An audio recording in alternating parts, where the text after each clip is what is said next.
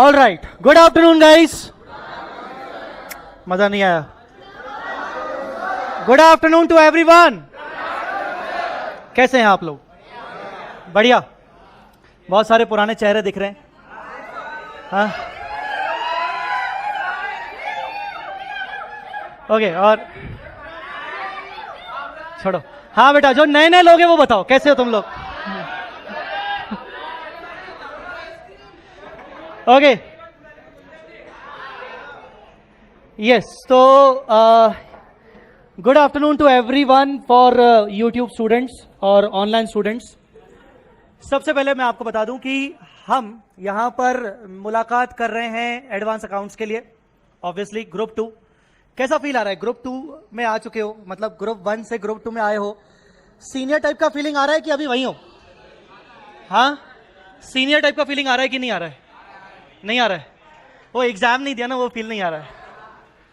तो ठीक है, आ जाएगा। थोड़े दिन हो जाएं, अभी 4-5 दिन हो जाए, जब बिल्कुल अपनी पढ़ाई आपकी चरम पर होगी तो उसके बाद फील आने लगेगा कि यस, ग्रुप 2 ग्रुप 1 से कितना अलग है और कैसा है। देखो, ज्यादा आपका दिमाग खराब नहीं करूंगा चीजें बता के, कुछ भी बोल के, क्योंकि सुबह से तुम लोग हर फैकल्टी से कुछ ना कुछ इंट्रोडक्शन सुन रहे हो और मुझे पता है कि तुम लोग बिल्कुल मूड में नहीं हो इंट्रोडक्शन सुनने के। B-डैश के मूड में नहीं हो तुम लोग, ठीक है ना? जो पोगो देखते हैं वो नहीं समझे होंगे, बाकी सब समझ गए होंगे। तो पॉइंट ये है कि एडवांस अकाउंट्स क्या होने वाला है, किस तरीके से होने वाला है, मुझे 10 मिनट चाहिए। मैं आपको पूरा समझाने वाला हूं कि एडवांस अकाउंट्स की जर्नी हमारी कैसे होने वाली है, किस तरीके से होने वाली है। फर्स्ट ऑफ ऑल, उससे पहले कॉपी नया लाए हो कि कल से लाओगे, या वो पुरानी अकाउंट्स वाली कॉपी ही? चलो पीछे से। कुछ बच्चे क्या होते हैं, वो अकाउंट्स में कुछ पेज बच गए, चलो पीछे से शुरू करते हैं एडवांस अकाउंट्स लिख के। वो तो नहीं कर रहे हो ना हरकतें?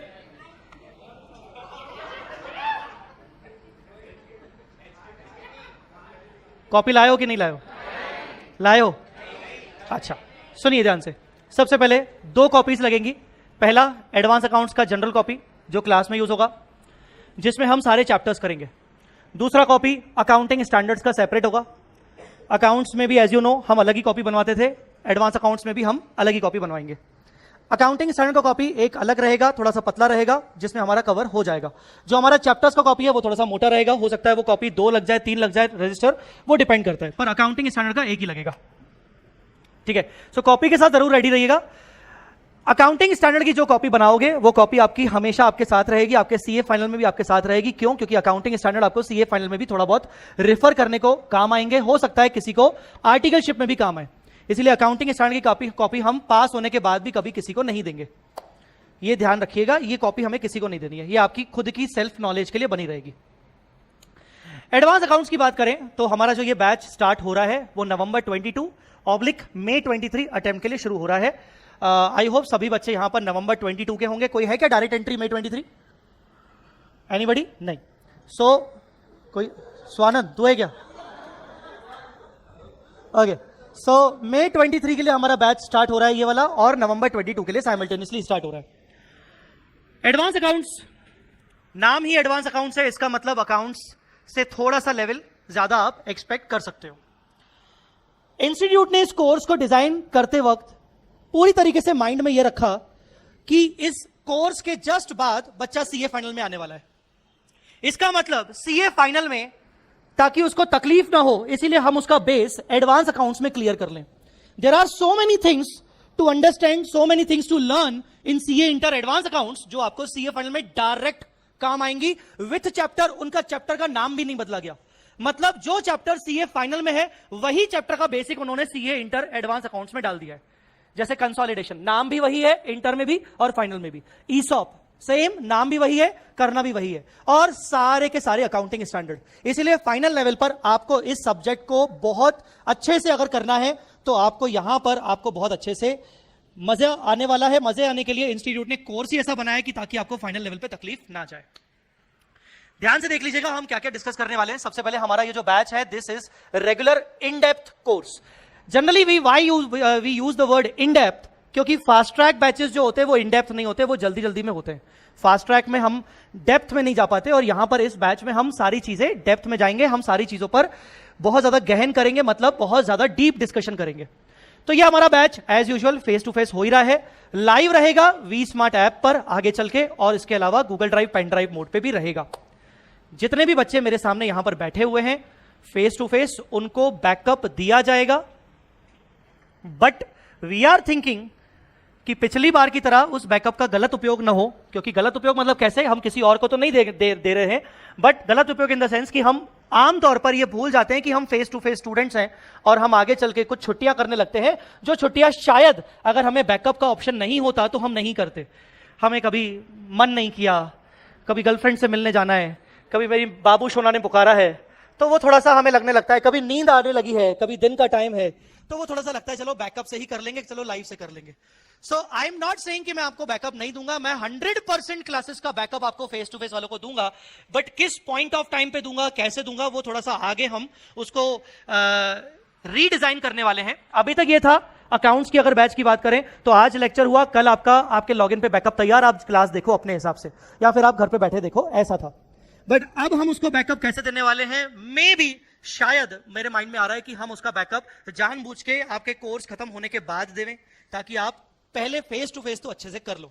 हाँ, ऑन रिक्वेस्ट अगर किसी की तबियत खराब है या कुछ है तो डेफिनेटली हम उसके लॉगिन के अंदर कुछ स्पेसिफिक लेक्चर जो छूटे हुए हैं हम सिर्फ वही डालेंगे, ऑन रिक्वेस्ट वो चीज रहेगी डेफिनेटली। सर जी, इस बैच का ड्यूरेशन क्या होने वाला है, ध्यान से सुनिए। बैच का ड्यूरेशन होगा लगभग 70 लेक्चर्स, तकरीबन 70 लेक्चर्स इसका होगा। 70 लेक्चर्स को मैंने 2 हिस्सों में कन्वर्ट किया है, दैट इज 55 प्लस 15। ये 55 और 15 का कॉन्सेप्ट क्या है, 55 कंप्लीट लेक्चर्स होंगे जो तकरीबन 140 आवर्स में कवर किए जाएंगे फुल कोर्स। इसमें जो आपको मॉड्यूल्स मिलेंगे मेरी तरफ से, जो पूरा उसमें जो भी कंटेंट है मॉड्यूल्स के अंदर, जितने भी क्वेश्चंस हैं, आईसीआई का मटेरियल है, सब कुछ 140 आवर्स में तकरीबन 140 आवर्स में कंप्लीट हो जाएगा। एक्स्ट्रा 15 लेक्चर्स जो कि 30 आवर्स के होंगे लगभग 2 घंटे के हिसाब से, वो एक्स्ट्रा प्रैक्टिस रहेगी विथ रिवीजन। सो इस कोर्स को मैं इस तरीके से डिजाइन कर रहा हूं कि 55 प्लस 50 होके 70 लेक्चर्स होंगे।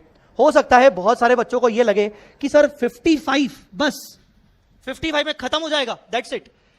यस, 55 में पूरी तरीके से खत्म हो जाएगा, क्योंकि मैं इस बैच में कोई टाइम पास नहीं करने वाला हूं। मैं आपको पहले ही बता दूं, जितना टाइम पास था वो टाइम पास हमने ग्रुप 1 में कर लिया। अब टाइम पास ग्रुप 1 में नहीं करना है। जो बच्चे ऑलरेडी मेरे ग्रुप 1 के हैं वो हंस रहे हैं, वो समझ गए कि हां हमने क्या किया।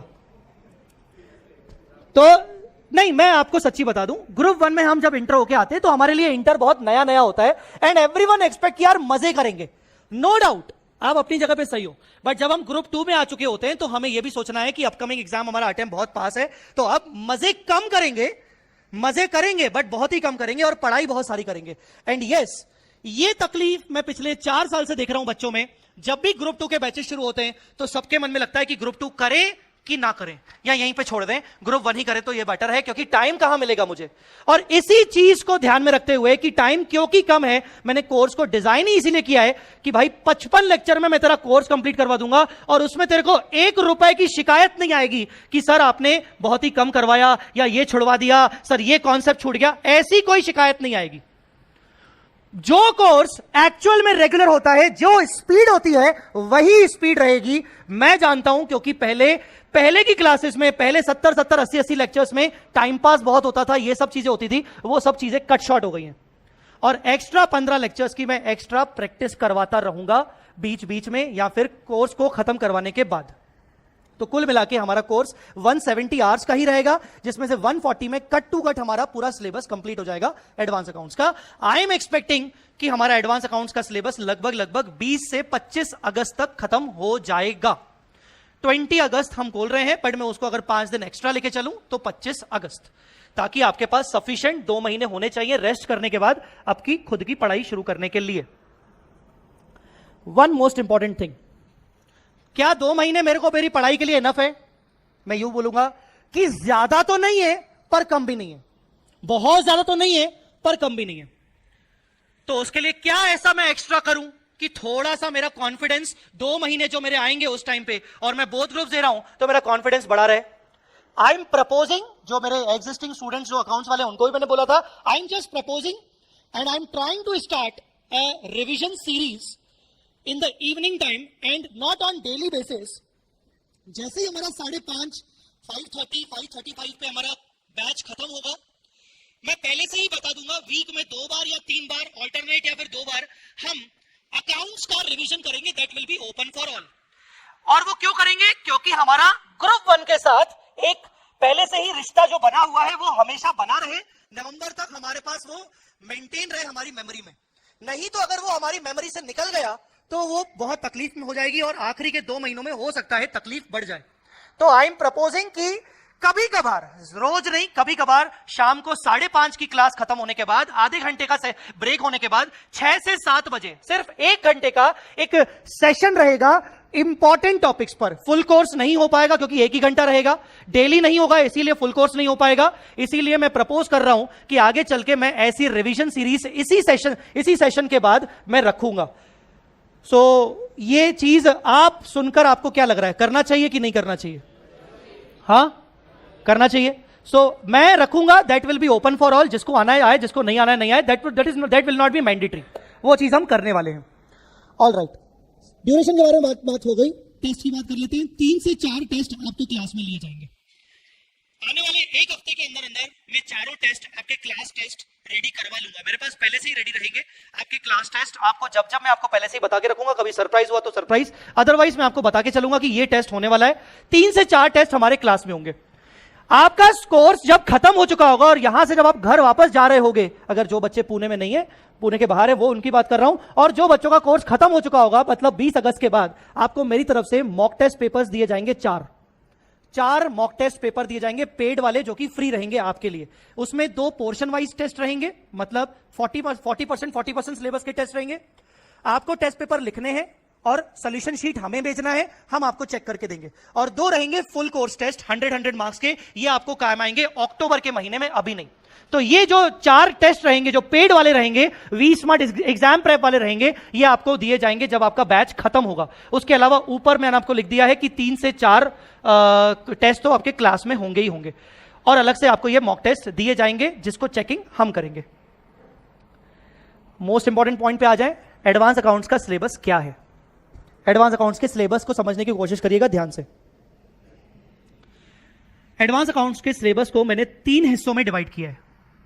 सबसे पहले स्मॉल टॉपिक्स।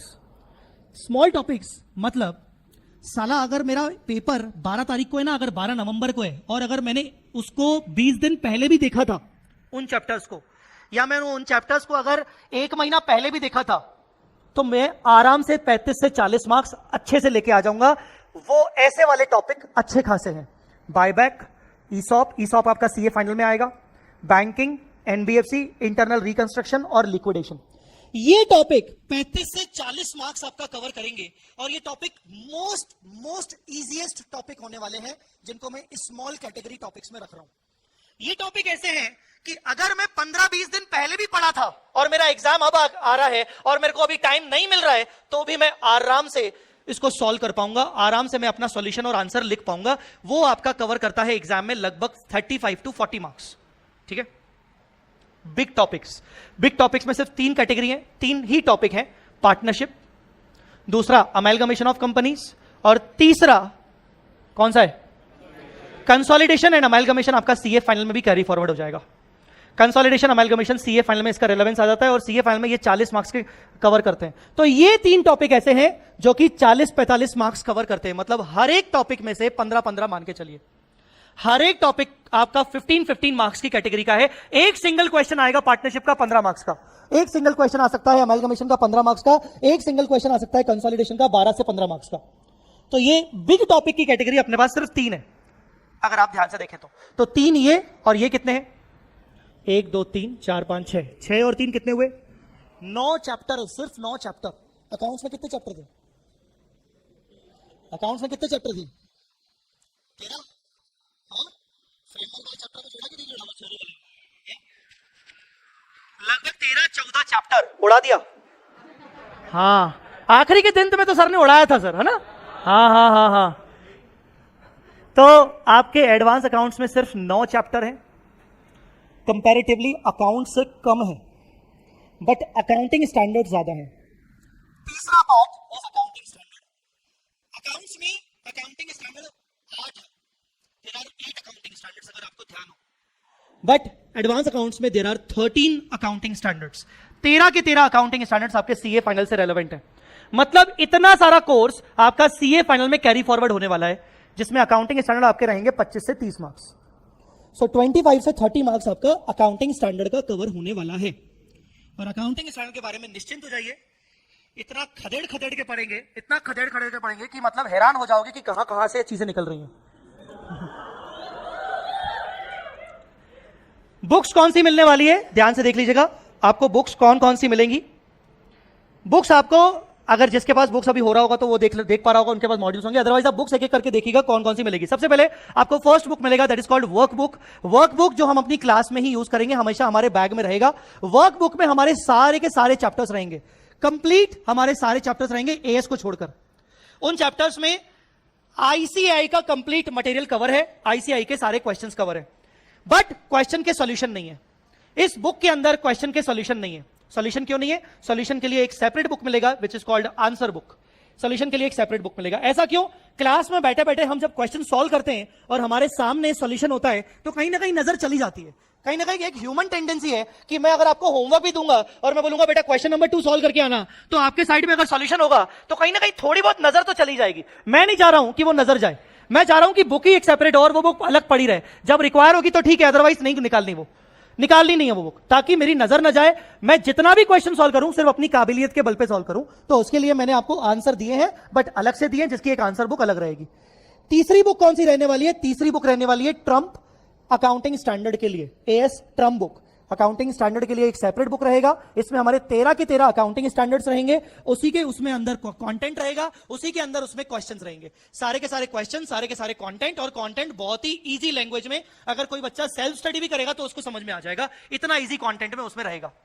चौथा बुक कौन सा रहेगा? चौथा बुक रहेगा वो जो मैंने आपको बोला था कि 15 लेक्चर्स में आपकी एक्स्ट्रा प्रैक्टिस करवाऊंगा, एक्स्ट्रा क्वेश्चंस की प्रैक्टिस करवाऊंगा, वो मैं आपके इस बुक से करवाऊंगा, जो कि होगा क्वेश्चन बैंक कंपाइलर। इस बुक में मई 18 से लेकर मई 18 से लेकर, जब से न्यू सिलेबस आया है हमारा, ये वाला एग्जिस्टिंग वाला सिलेबस चल रहा है। मैं न्यू नहीं बोलूंगा क्योंकि अब न्यू प्रपोज्ड सिलेबस अब कुछ और आने वाला है। तो एग्जिस्टिंग जो भी सिलेबस जब से शुरू हुआ था तब से लेकर सारे आरटीपी, एमटीपी और पास्ट एग्जाम पेपर्स इसमें कवर किए गए। और मैंने कुछ सिलेक्टेड ओल्ड सिलेबस के, मतलब अपने करंट से पहले जो सिलेबस हुआ करता था आईपीसीसी, उस सिलेबस के भी क्वेश्चंस मैंने सिलेक्टेड डाले हुए हैं, जो जो इंस्टीट्यूट ने आपकी बुक में नहीं दिए हुए। Last but not the least, मैं हमेशा कहता हूं मेरे दिल के करीब सबसे बेस्ट बुक, दिल के करीब क्यों है उसके कुछ रीजंस हैं। ये बुक है अकाउंटिंग स्टैंडर्ड और अदर टॉपिक्स का ईगल व्यू चार्ट बुक। ये चार्ट बुक का रेलेवेंस आपको मैं अभी नहीं समझा पाऊंगा। इस चार्ट बुक का सिलेबस का रेलेवेंस आपको अपने आप समझ में आ जाएगा by the period of time, जब मैं आपको रिवीजन करवाऊंगा। And you will get to know कि सर ये बुक नहीं है सर, ये बुक गोल्ड है, ये हमारे लिए बहुत काम की बुक है। तो ये बुक आपको उस टाइम पे काम आएगी, अभी आपको ये काम नहीं आने वाली, जब मैं रिवीजन करवाऊंगा तभी काम आएगी chart book.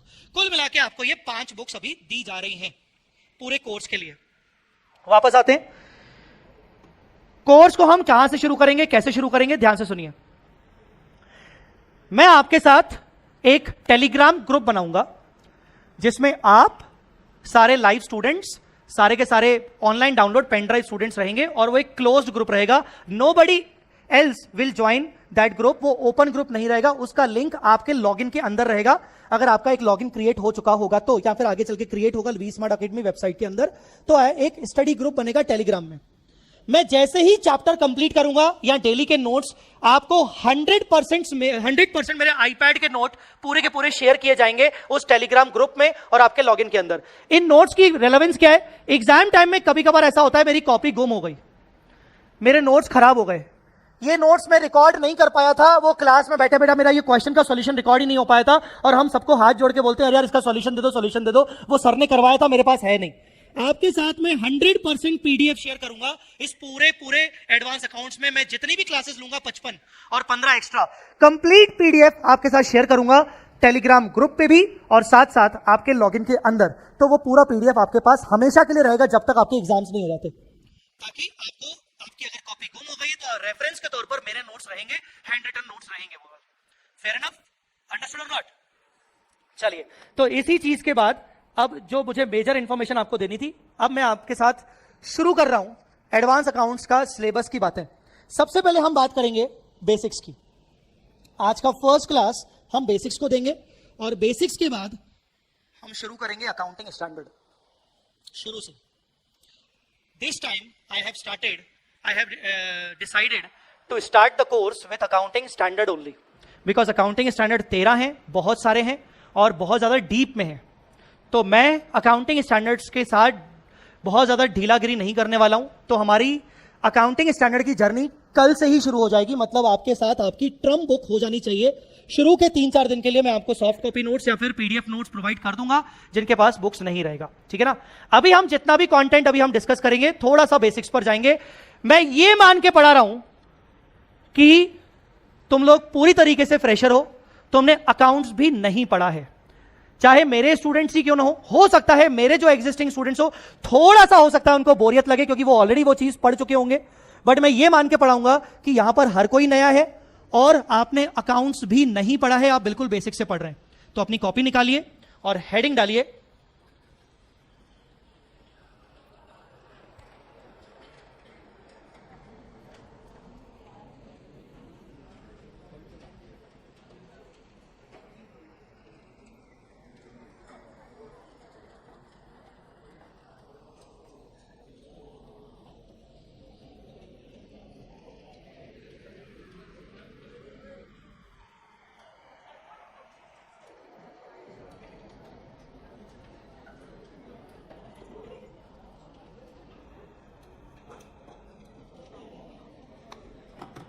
All right.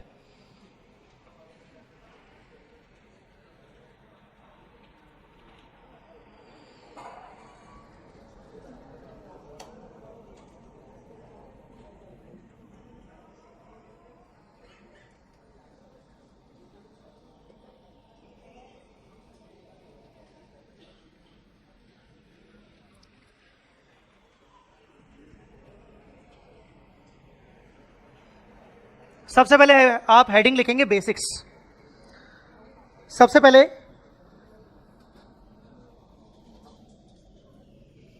Heading लिखेंगे बेसिक्स. कुछ बातें ऐसी हैं जो एक सीए स्टूडेंट को कभी नहीं बोलनी चाहिए. एक सीए स्टूडेंट को कभी नहीं बोलनी चाहिए रिगार्डिंग अकाउंट्स. कुछ ऐसी इंपॉर्टेंट बातें हैं जो हो सकता है हमें कभी भी कुछ भी बुक पढ़ते वक्त कोई ऐसा वर्ड आ गया तो हम उसको इंटरप्रेट कर सकें. कुछ ऐसे बहुत इंपॉर्टेंट टर्म्स हैं, कुछ ऐसी बहुत सारी इंपॉर्टेंट बातें हैं जो हम आज की क्लास में समझेंगे. शेड्यूल 3 जानते हो सब लोग? शेड्यूल 3 क्या होता है? शेड्यूल 3 हाँ, शेड्यूल 3 के अंदर फाइनेंशियल स्टेटमेंट्स का फॉर्मेट होता है. फाइनेंशियल स्टेटमेंट मतलब balance sheet, P&L, cash flow statement और significant accounting policies and notes to accounts. यही होता है. ऑल राइट, ये होता है शेड्यूल 3. आईसीआई ने शेड्यूल 3 को ग्रुप 1 के अकाउंट्स में रखा हुआ है. आईसीआई का ये मानना है कि शेड्यूल 3 हम बच्चों को ग्रुप 1 में ही पढ़ा दें, बच्चा पहले से ही पढ़ के आ जाए ताकि ग्रुप 2 में उसको वापस से ना पढ़ाना पड़े. बट मैं शेड्यूल 3 को वही पूरा रिपीटेशन जो ग्रुप 1 में पढ़ाया जाता है मैं ग्रुप 2 में भी पढ़ाऊंगा. क्यों? क्योंकि हमारे पास 2-3 चैप्टर ऐसे हैं जिसमें शेड्यूल 3 का फॉर्मेट डिट्टो लगने वाला है. और मैं बहुत अच्छे से जानता हूं और हम सब अपने आप को पहचानते हैं कि हम जब ग्रुप 1 से ग्रुप 2 में आते हैं तो सब कुछ भूल चुके होते हैं. ठीक है ना, बहुत सारी चीजें भूल चुके होते हैं. फॉर्मेट किसको याद रहता है? याद है क्या तुम लोगों को फॉर्मेट कुछ? हाँ, शुरू करो, बताओ फॉर्मेट में क्या क्या है.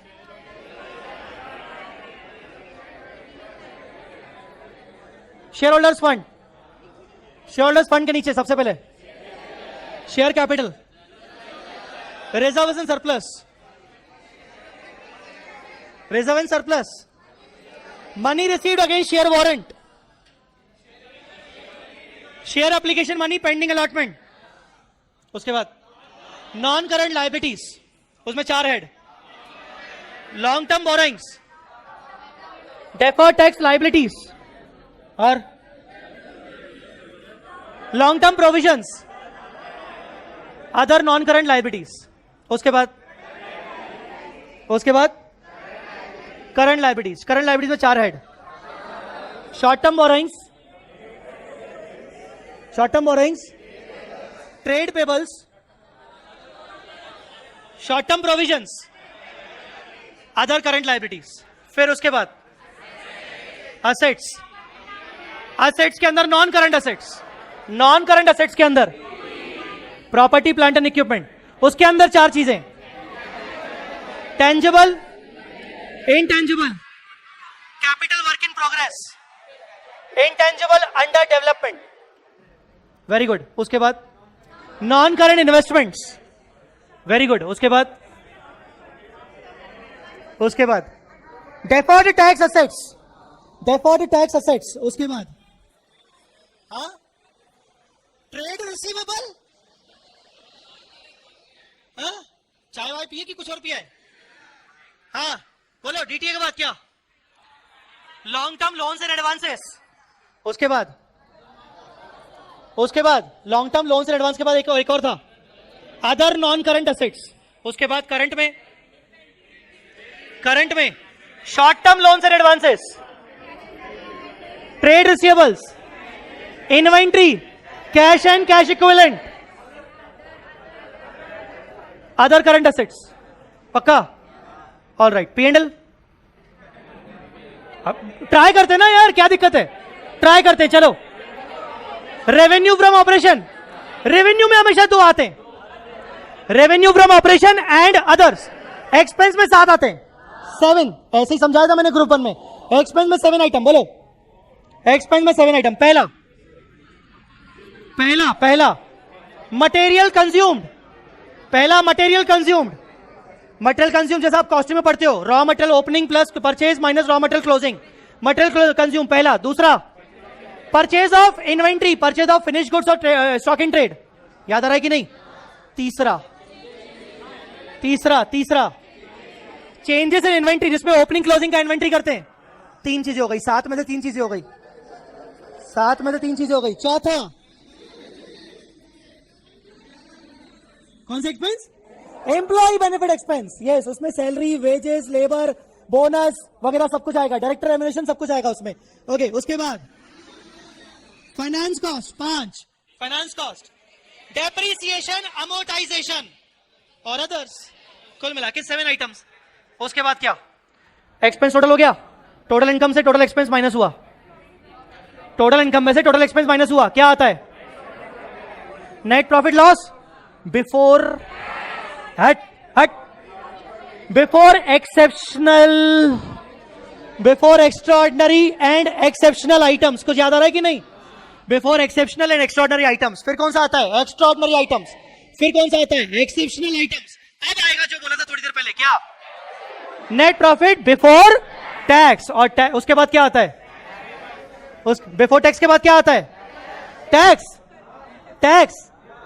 Tax expense. टैक्स नहीं आता है, पूरा नाम क्या होता है? Tax expense. और टैक्स एक्सपेंस के बाद क्या आता है?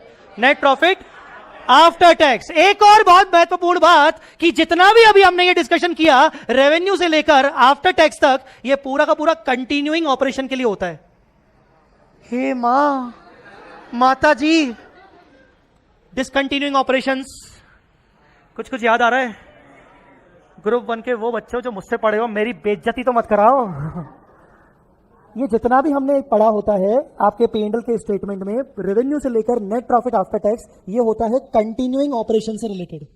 मान लीजिए मेरे 2 ऑपरेशन चल रहे हैं, मेरे 2 सेगमेंट चल रहे हैं। एक ऑपरेशन को मैंने करंट ईयर में बंद कर दिया, डिसकंटिन्यू कर दिया, तो डिसकंटिन्यूड ऑपरेशन का रेवेन्यू, डिसकंटिन्यूड ऑपरेशन का अदर इनकम, डिसकंटिन्यूड ऑपरेशन के वो सातों के सातों एक्सपेंस के आइटम्स, डिसकंटिन्यूड ऑपरेशन का टैक्स का आइटम, ये सारे आइटम जो अभी तुमने बोला उसमें नहीं आता, वो अलग से लिखते हैं profit from discontinued operations and tax from discontinued operations.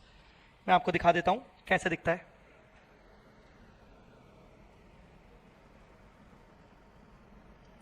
ये देखिए, सबसे पहले revenue from operation, other income, सारे एक्सपेंसेस, फिर profit, exceptional items, extraordinary items, taxes के आइटम्स, और ये देखो क्या लिखा हुआ है, क्या लिखा हुआ है? Profit loss for the period from continuing operation.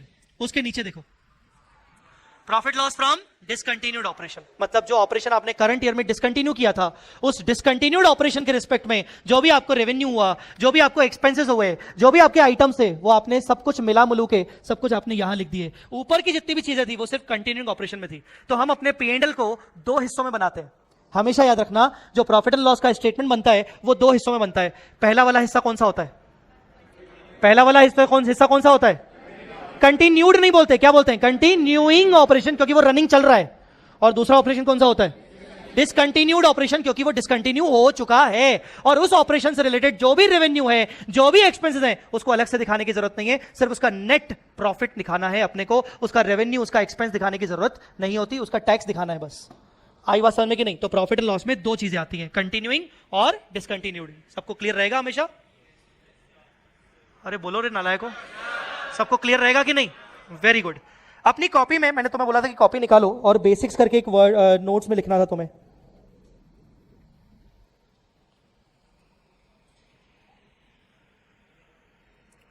लिखा था बेसिक्स। बेसिक्स में लिखिए 4 चीजें। सबसे पहले बेसिक्स में लिखिए 4 चीजें।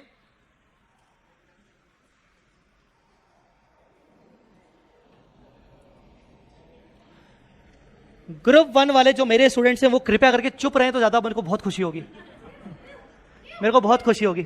ठीक है? रिकॉग्निशन,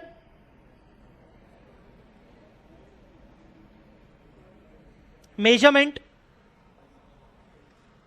रिकॉग्निशन, मेजरमेंट,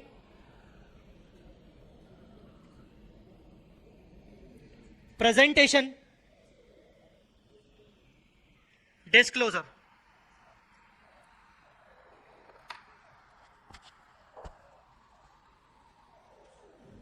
ये 4 वर्ड बहुत इंपॉर्टेंट है हमारे अकाउंट्स में। बहुत सारी बार आपको, कई बार जब स्पेशली तुम लोग अकाउंटिंग स्टैंडर्ड्स पढ़ोगे तो कई बार ये वर्ड्स कई बार तुम्हारे सामने आएंगे, तुम्हें परेशान कर सकते हैं। तो इनका बेसिक्स मीनिंग समझ लेते हैं कि इनका मतलब क्या होता है, क्योंकि ये वर्ड्स बहुत इंपॉर्टेंट है और ये बहुत ही बेसिक वर्ड है। सबसे पहले रिकॉग्निशन। रिकॉग्निशन का मतलब होता है रिकॉर्ड करना। क्या मतलब होता है? सब लोग थोड़ा सा चिल्ला के बोलेंगे, टेल मी। रिकॉग्निशन का मतलब क्या होता है? रिकॉर्ड करना। किसको रिकॉर्ड करना? ट्रांजैक्शन को, किसी भी इवेंट को पहली बार रिकॉर्ड करना। जब भी हम किसी ट्रांजैक्शन को या किसी इवेंट को फर्स्ट टाइम रिकॉर्ड करते हैं तो हम रिकॉर्ड नहीं बोलते, अकाउंटिंग की भाषा में उसको क्या बोलते हैं? क्या बोलते हैं बेटे? रिकॉग्निशन। उसको बोलते हैं रिकॉग्निशन। मतलब अगर मान लो मैं मशीन खरीद के आया तो मैं बोलूंगा how should I recognise this machine, how should I recognise this plant and equipment. Recognise मतलब मैं इस प्लांट एंड इक्विपमेंट को, मैं इस मशीन को, मैं इस एक्सपेंस को, I purchase the goods, how should I recognise this? Recognise. Now we should not use the word record, because ये रिकॉर्ड वर्ड ना ये कॉमन है, ये एक नॉर्मल स्टूडेंट के लिए, ये बीकॉम कैटेगरी के स्टूडेंट के लिए ये प्रोफेशनल वर्ड नहीं है। Professional word is recognition. जब हम किसी भी ट्रांजैक्शन और इवेंट को रिकॉर्ड करते हैं, इसके नीचे एरो करके लिखिए, it means to record any transaction or event first time in the books of accounts. It means to record any transaction. It means to record any transaction or event. To record any transaction or event first time in the books of accounts. First time in the books of accounts. जब पहली बार किसी transaction और event को record करना होगा तो हम books of accounts में उसको रिकॉर्ड करेंगे, तो इसका मतलब होगा रिकॉग्निशन। नीचे और लिखिए, to record anything, to record anything may be asset, a liability, an expense और income. To record anything may be the expense, the income, may be the expense, the income, the asset, the liability, anything.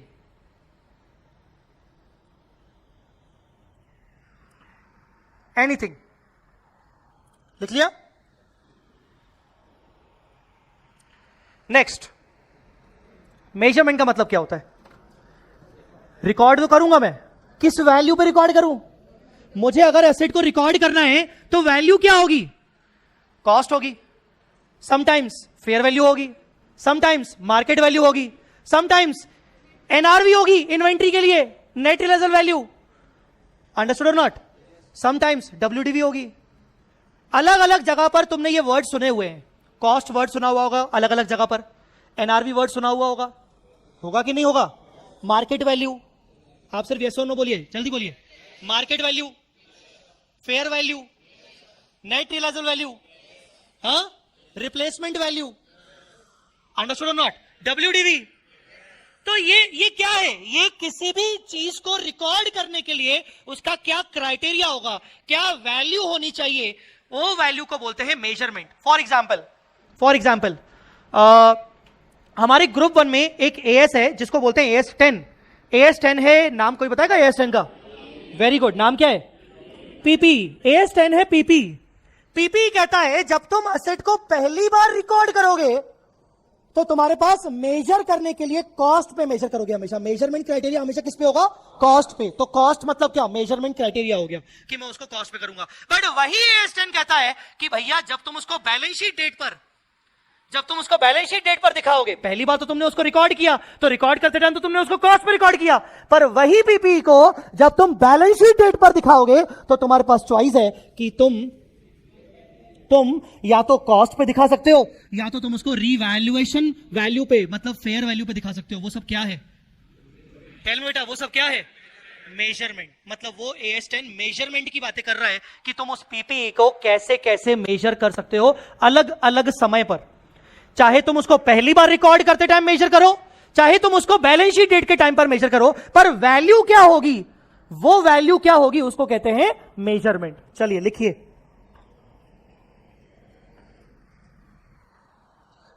Measurement means when we record the item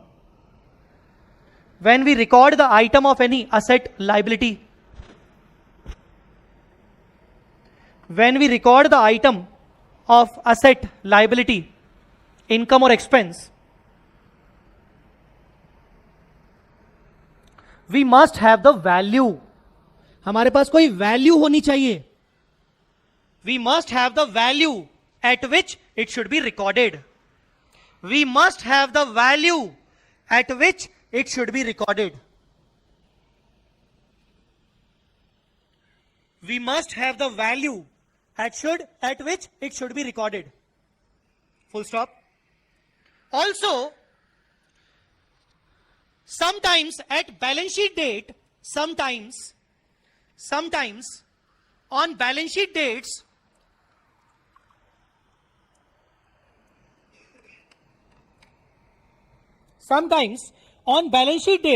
we again need to make the valuation.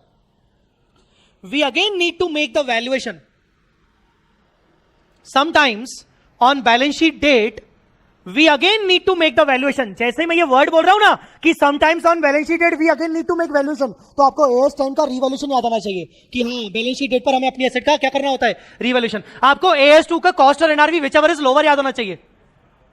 अरे नलायकों, हाँ या ना तो बोलो। तो when I am saying कि यार on balance sheet date we again need to make the valuation, तो आपको याद होना चाहिए कि हाँ यार इन्वेंट्री कॉस्ट और NRV whichever is lower balance sheet date पर करना पड़ता है। हाँ यार वो एसेट की बात करें तो उसको हमें रिवैल्यूएशन मॉडल, कॉस्ट मॉडल करना पड़ता है कि नहीं? एक और चीज, इन्वेस्टमेंट का चैप्टर पढ़ा था ग्रुप 1 में? पढ़ा था कि नहीं पढ़ा था? और उसमें आपने पढ़ा था इन्वेस्टमेंट का एक चैप्टर पढ़ा था जिसमें आप एक अकाउंट बनाते हो इन्वेस्टमेंट वाला। अरे इन्वेस्टमेंट अकाउंट बनाते हो, कॉलम वाइज बनाते हो, उसमें नॉमिनल वैल्यू, कॉस्ट, इंटरेस्ट बनाते हो कि नहीं बनाते हो? तो आपने उस चैप्टर में पढ़ा था कि अगर करंट इन्वेस्टमेंट होते हैं तो करंट इन्वेस्टमेंट को क्लोजिंग बैलेंस, कैरिंग अमाउंट और market value whichever is lower पे करते हैं। पढ़ा था कि नहीं पढ़ा था? तो वो सब क्या है? वो हम क्या कर रहे हैं? मेजरमेंट। हम अपने इन्वेस्टमेंट्स को मेजर कर रहे हैं, हम अपनी इन्वेंट्री को AS2 में मेजर कर रहे हैं, हम अपने एसेट को पीपी वाला मेजर करते हैं, AS10 में मेजर करते हैं। तो मेजरमेंट मतलब उसकी वैल्यू फाइंड आउट करना। मेजरमेंट मतलब क्या करना? वैल्यू को फाइंड आउट करना। तो लिखिए इसके आगे, this determination of value is known as measurement. This determination of value, जब हम ये वैल्यू को डिटरमाइन करते हैं, this determination of value is known as measurement. This determination of value is known as measurement. चलो भाई, आइटम रिकॉर्ड करना था, रिकॉग्नाइज हो गया first time. Balance sheet measurement करना था, वो भी हो गया, मतलब मेरी बैलेंस शीट बन गई। बैलेंस शीट बन गई, मेजरमेंट तक हो गया, क्या बैलेंस शीट बना ली, P&L बना लिया, इतना काफी है। ये बैलेंस शीट P&L किसके लिए बना रहा हूं मैं? ये बैलेंस शीट P&L किस किस के लिए बना रहा हूं? Tell me. स्टेक होल्डर्स के लिए, यूजर्स के लिए। कौन कौन यूजर्स होते हैं? हमारी बैलेंस शीट, किसी कंपनी की बैलेंस शीट P&L को कौन कौन रेफर करता है? Who are the users? Investors. Investor shareholders are the same, ठीक है। और creditor, suppliers, very good. Directors तो इंटरनल होगा ना बेटा, उनको तो अगर चाहिए होगा तो वो बैलेंस शीट को रेफर करेंगे, उनके पास अंदर सब कुछ इंफॉर्मेशन है, नॉट डायरेक्टर्स। हाँ, सप्लायर्स, क्रेडिटर्स हो गए। और बैंकर्स, लोन प्रोवाइडर्स, वो भी तो चाहिए रहेंगे ना उनको भी। हाँ, और government, very good. If the government is interested in your company, वो तेरे साथ अगर कोई कॉन्टेक्ट कर रहा है तो। एंड जनरल पब्लिक, अगर वो इन्वेस्टर बनना चाहता है तो। बोलो बेटा, बोलो ना बेटा। तो general public like potential investors, तो ये लोग तेरी बैलेंस शीट को रेफर करेंगे, ये लोग तेरे P&L को रेफर करेंगे, और ये लोग तेरे फाइनेंशियल स्टेटमेंट्स को रेफर करके डिसीजन लेंगे। So ultimately they are the decision makers. Guys, understood not? इनको तेरे बैलेंस शीट, तेरे फाइनेंशियल स्टेटमेंट्स के बेसिस पर ही डिसीजन लेना है। बोल बेटा। कितने लोग शेयर मार्केट में ट्रेडिंग करते हैं? कितने लोग मार्केट में अपना पैसा लगाते हैं? कुछ लोग होंगे। अच्छे से हाथ ऊपर करो, टूंडों की तरह नहीं करना है। हाँ, ओके, वेरी गुड, बहुत अच्छी बात है। तुम लोग मार्केट में जब पैसा लगाते हो, तुम लोगों ने कौन कौन सी कंपनी में, तुमने अभी किसने हाथ ऊपर किया ना, तुमने किया? हाँ, किस कंपनी में लगाया? रैडिको खेतार। उसके बाद तुमने किधर, किसने हाथ ऊपर किया? हाँ बोल। टाटा पावर। हाँ, ओके, 2 बिलियन फ्रूट्स, मैंने नाम नहीं सुना इसलिए मैं ज्यादा नहीं बोल रहा हूं। उसके बाद किसी ने बोला था ना यहां पर, ठीक है, ये तो हाँ निफ्टी 50 है, ठीक है। और ये तुम लोगों ने अभी किया, बैलेंस शीट पढ़ी तुम लोगों ने इनकी?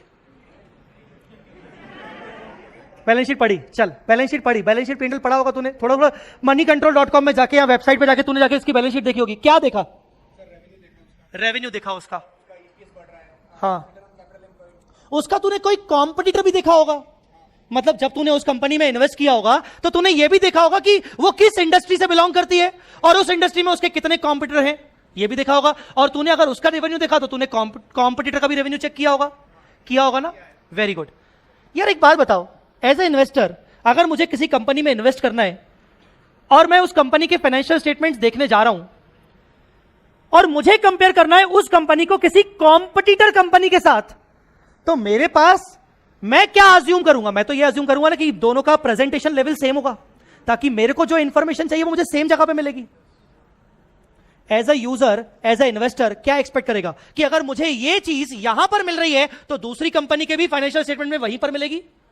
मतलब यूनिफॉर्मिटी, मैं बात कर रहा हूं यूनिफॉर्म तरीका, कांस्टेंट। हर अगर कंपनी यूनिफॉर्मिटी फॉलो करेगी, अगर हर कंपनी के लिए एक ही प्रॉपर प्रेजेंटेशन बना दिया जाए ताकि यूजर को दिक्कत ना हो, बैंकर को दिक्कत ना हो, गवर्नमेंट को दिक्कत ना हो, शेयर होल्डर को दिक्कत ना हो, पोटेंशियल इन्वेस्टर को दिक्कत ना हो, तो इसका मतलब कहीं ना कहीं जो भी इंफॉर्मेशन मुझे चाहिए, जो मुझे एक कंपनी के अंदर से मिल रही है, वही मैं चाहूंगा कि दूसरी कंपनी में मुझे सेम जगह पे मिलेगी, वही फॉर्मेट में मिलेगी। होना चाहिए कि नहीं होना चाहिए?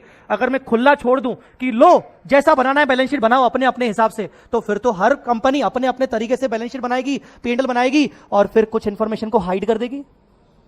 टेल मी यस और नो। तो इसीलिए इसका रेलेवेंस आता है यहां पर प्रेजेंटेशन का।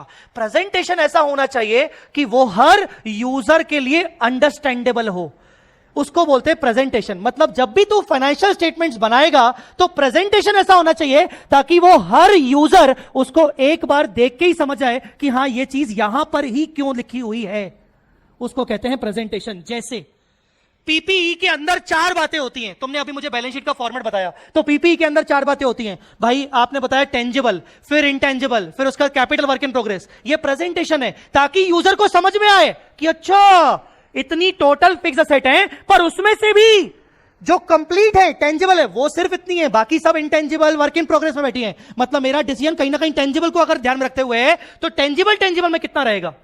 मेरी बात समझ में आ रही कि नहीं? मैं आपको बोलूं कि आप मेरी कंपनी में इन्वेस्ट करो और आपने मुझे बोला कि सर अपनी कंपनी के आप फाइनेंशियल स्टेटमेंट दिखाइए। मैंने अपने फाइनेंशियल स्टेटमेंट आपको दिखाए और मैंने दिखाया आपको रेवेन्यू फ्रॉम ऑपरेशन 4 करोड़। आप जानना चाहते हो सर रेवेन्यू फ्रॉम ऑपरेशन के अंदर क्या क्या है ये तो बताओ। आपने रेवेन्यू फ्रॉम टीचिंग से कितना किया, आपने रेवेन्यू फ्रॉम प्रैक्टिस से कितना किया, आपने रेवेन्यू फ्रॉम बुक से कितना किया, आपने अदर रिसोर्सेज से क्या रेवेन्यू किया, ये तो मैंने बताया ही नहीं। मैंने आपको बोला बस रेवेन्यू फ्रॉम ऑपरेशन 4 करोड़। क्या तुम डिसीजन ले पाओगे सही तरीके से? टेल में बेटा, डिसीजन ले पाओगे क्या? नहीं। तो सही तरीके से डिसीजन ले पाने के लिए एक प्रॉपर प्रेजेंटेशन पर आपके फाइनेंशियल स्टेटमेंट्स रिकॉर्ड होना जरूरी है। आई मेरी बात समझ में कि नहीं? इसीलिए we always try to read schedule 3। Presentation पर बात आती है तो हम बात करते हैं शेड्यूल 3 की, क्योंकि शेड्यूल 3 ने आपको प्रेजेंटेशन दिया है कि कैसे प्रेजेंट करना है। समझा कि नहीं? करंट में डालना है कि नॉन करंट में डालना है ना, लॉन्ग टर्म बोलना है कि शॉर्ट टर्म बोलना है, अंडरस्टूड और नॉट? ये सब का मैटर कहां पर आता है? प्रेजेंटेशन। बोलो बेटा, समझ में आ रहा है कि नहीं? जब तुम बोल रहे हो कि ये लॉन्ग टर्म है, ये शॉर्ट टर्म है, ये करंट है, ये नॉन करंट है, ये ट्रेड रिसीवेबल है, नहीं नहीं नहीं, ये ट्रेड रिसीवेबल नहीं है, ये तो अदर में जाएगा, ये सब क्या है? ये सब प्रेजेंटेशन है, ये सब प्रेजेंटेशन है। गाइस अंडरस्टूड और नॉट? ऐसे दिखाने को तो मैं सारे एसेट्स को कोई हेड ही ना बोलूं, मैं बोलूं एसेट्स, टोटल एसेट्स 4 करोड़, बस खत्म। सर प्रेजेंटेशन तो दो, ये 4 करोड़ का हिस्सा क्या क्या है, कितना करंट है, करंट के अंदर इन्वेंट्री कितना है, कैश कितना है, ये सब तो बताओ। तो प्रेजेंटेशन जरूरी हुआ कि नहीं हुआ? टेल मी, हुआ कि नहीं हुआ? सर हमें नींद आ रही है, भाड़ में जाओ, हुआ नहीं हुआ हमें नहीं पता। सुबह से हर कोई दिमाग खा रहा है साला आके यहां पर। हुआ कि नहीं हुआ? लिखिए presentation.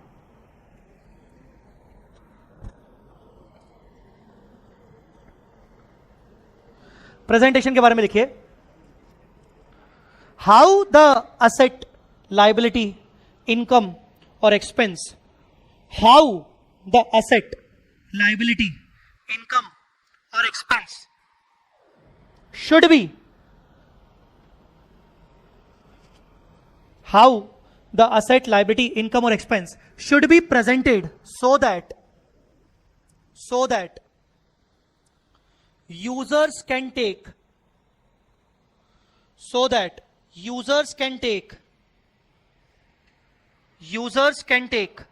proper decisions. Users can take proper decisions.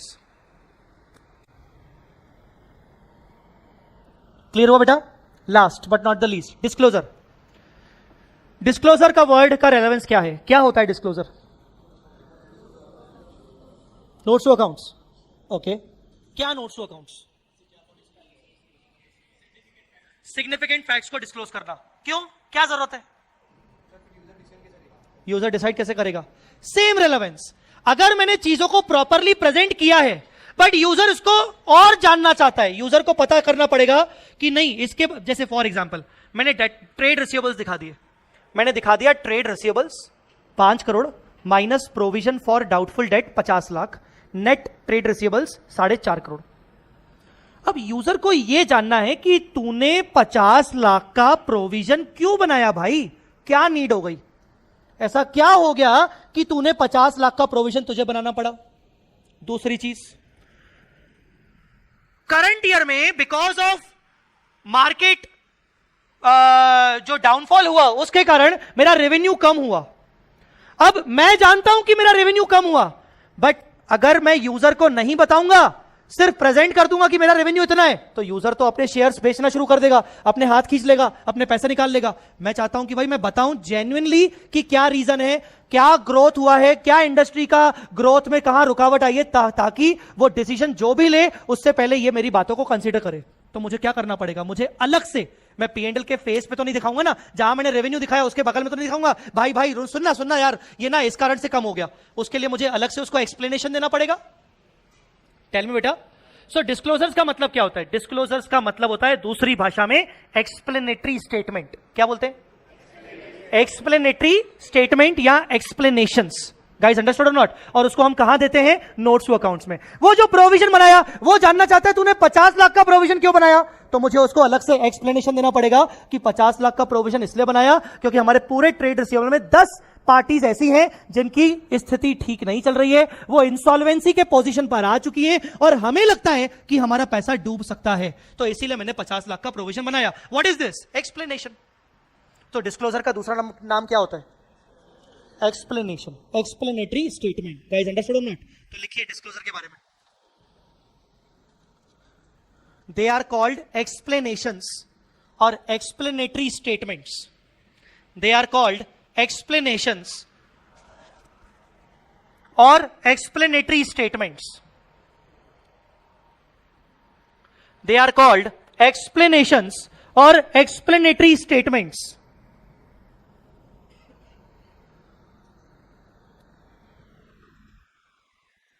आगे बढ़ो. हाँ, they are called explanations and explanatory statements which are required to be disclosed. Which are required to be disclosed for better understanding of financials. For better understanding of financial statements. For better understanding of financial statements. Financial statements की better understanding के लिए हमें इसका disclosure, हमें ये सब present करना पड़ता है, हमें एक्सप्लेनेशंस देना पड़ता है. ये 4 वर्ड आप कभी नहीं भूलिएगा, ठीक है? कौन से 4 वर्ड है मुझे बताइए, रिपीट करिए. रिकॉग्निशन मतलब रिकॉर्ड करना. किसको रिकॉर्ड करना? किसी भी ट्रांजैक्शन को, किसी भी आइटम को, किसी भी इवेंट को, किसी भी एसेट, लायबिलिटी, इनकम, एक्सपेंस को, ठीक है? दूसरा मेजरमेंट. मेजरमेंट का मतलब रिकॉर्ड तो कर लिया, पर किस वैल्यू पे रिकॉर्ड करना है, वैल्यू का डिटर्मिनेशन करना. शॉर्ट में मेजरमेंट मतलब, जल्दी बोलो. मेजरमेंट मतलब वैल्यू का डिटर्मिनेशन करना. उसके बाद तीसरा प्रेजेंटेशन. प्रेजेंटेशन मतलब क्या? हाँ, प्रेजेंटेशन मतलब क्या? रिकॉर्ड तो मैंने कर लिया, जर्नल लेजर बना लिया, क्या मेरा क्या यूजर आके जर्नल लेजर देखेगा क्या? है? उन सबको कंपाइल करके समरी फॉर्म में दिखाना इज व्हाट? प्रेजेंटेशन. अगर अपनी भाषा में लिखना चाहते हो ये चीज तो लिख लेना. देखो भाई, जर्नल एंट्री कर दी, लेजर पोस्टिंग कर ली, ट्रायल बैलेंस बना लिया, क्या तेरा यूजर आके तेरी बुक्स ऑफ अकाउंट्स में जर्नल एंट्रीज है क्या? डिसीजन मेकिंग लेगा क्या? उन सभी जर्नल एंट्रीज का एक समरी को किस तरीके से मुझे प्रेजेंट करना है, that is called presentation. Guys understood और नॉट? तो इन शॉर्ट तुम ये भी लिख सकते हो प्रेजेंटेशन के अंदर summary of entire books of accounts, summary of entire books of accounts या summary of all the journal entries. Presentation summary of all the journal entries. ठीक है? Okay. And the last disclosure क्या होता है? एक word बोला था, क्या? Explanatory statement for the better understanding of financial statements. Guys understood और नॉट? ये 4 बातें सबको क्लियर होंगी? बोलो यस और नो. Very good. अब मेरे साथ एक लिखेंगे एग्जाम्पल. ऐसे ही थोड़ा सा हम ग्रुप वन खेलेंगे.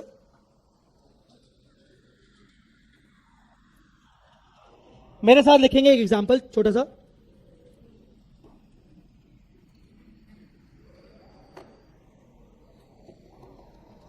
ऑल राइट, लिखो. मेरे पास ओपनिंग इन्वेंट्री रखा हुआ है 60,000.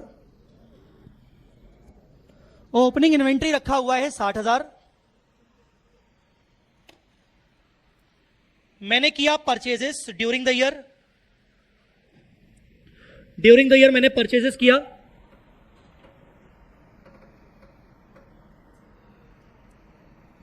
$4,80,000 का, 4,80,000 का परचेजेस किया ड्यूरिंग द ईयर. सेल्स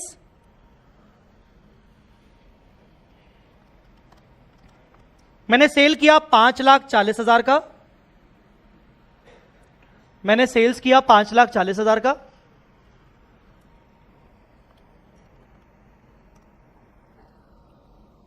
और मेरे पास क्लोजिंग इन्वेंट्री बचा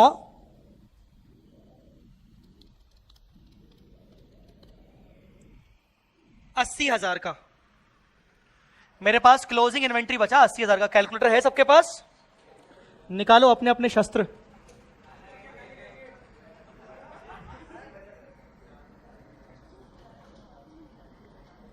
goods are sold at goods are sold. ये तू बहुत दिन बाद आया तभी तेरे वो अंदर बहुत सारी गर्मी है ना. हाँ, HKP ये सुन लो, ये जो टोपी वाला दिख रहा है ना तुम लोगों को, इसको सब लोग HKP बोलेंगे. सबको हाय करो. HKP सबको हाय कर. अपना नाम का फुल फॉर्म मेरी क्लास के बाद बता देना क्या होता है. goods are sold at 20% above cost.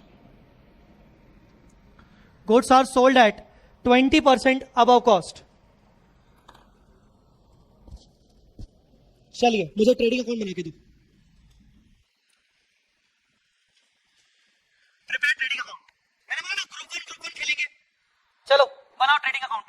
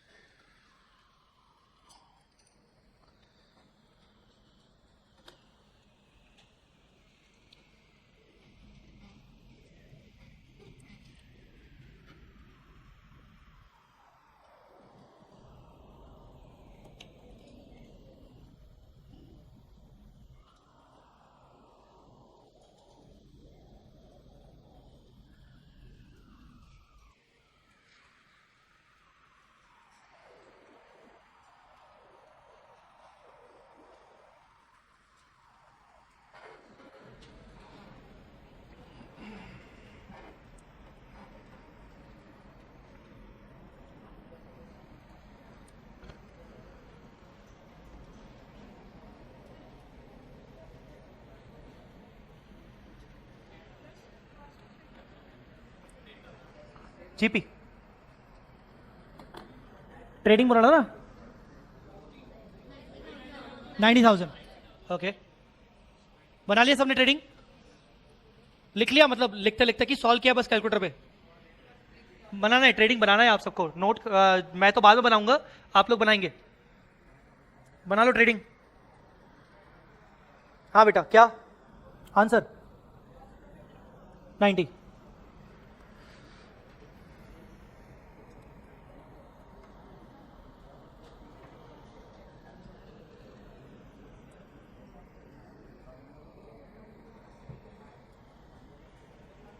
हो गया कितना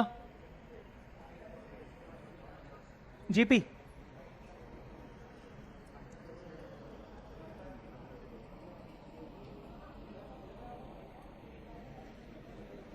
चलिए मुझे बताइए मुझे भी सिखाओ क्या क्या लिखूं कहां कहां लिखूं आइटम. Tell me. सबसे पहले क्या आता है टू ओपनिंग स्टॉक. अरे यार सब लोग बोलेंगे यार मतलब यार प्लीज आवाज चाहिए मेरे को. 60,000 टू परचेजेस कितना 480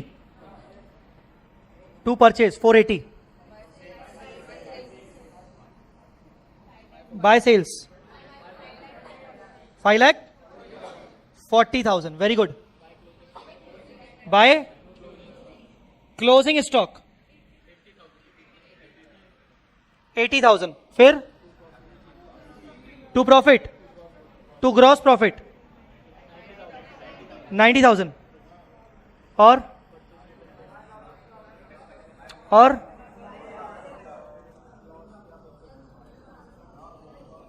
बाय शॉर्टेज 10,000. ये सबका आया था तो शॉर्टेज ये आया था सबका 10,000. कोई ऐसा जिसका नहीं आया था. बहुत सारे ऐसे होंगे कोई नहीं बहुत सारे होंगे. किन किन का नहीं आया ये 10,000 शॉर्टेज. अच्छे से हाथ ऊपर करो कोई बात नहीं. कोई शर्म वाली बात नहीं है.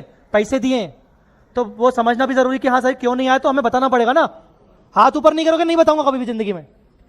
हाँ कितने लोग हाथ ऊपर कर रहे हैं जल्दी बताओ. Yes very good. ये 10,000 शॉर्टेज सर कैसे आया चलिए उसकी बातें करते हैं. ये 10,000 शॉर्टेज कैसे आया उसकी बातें करते हैं.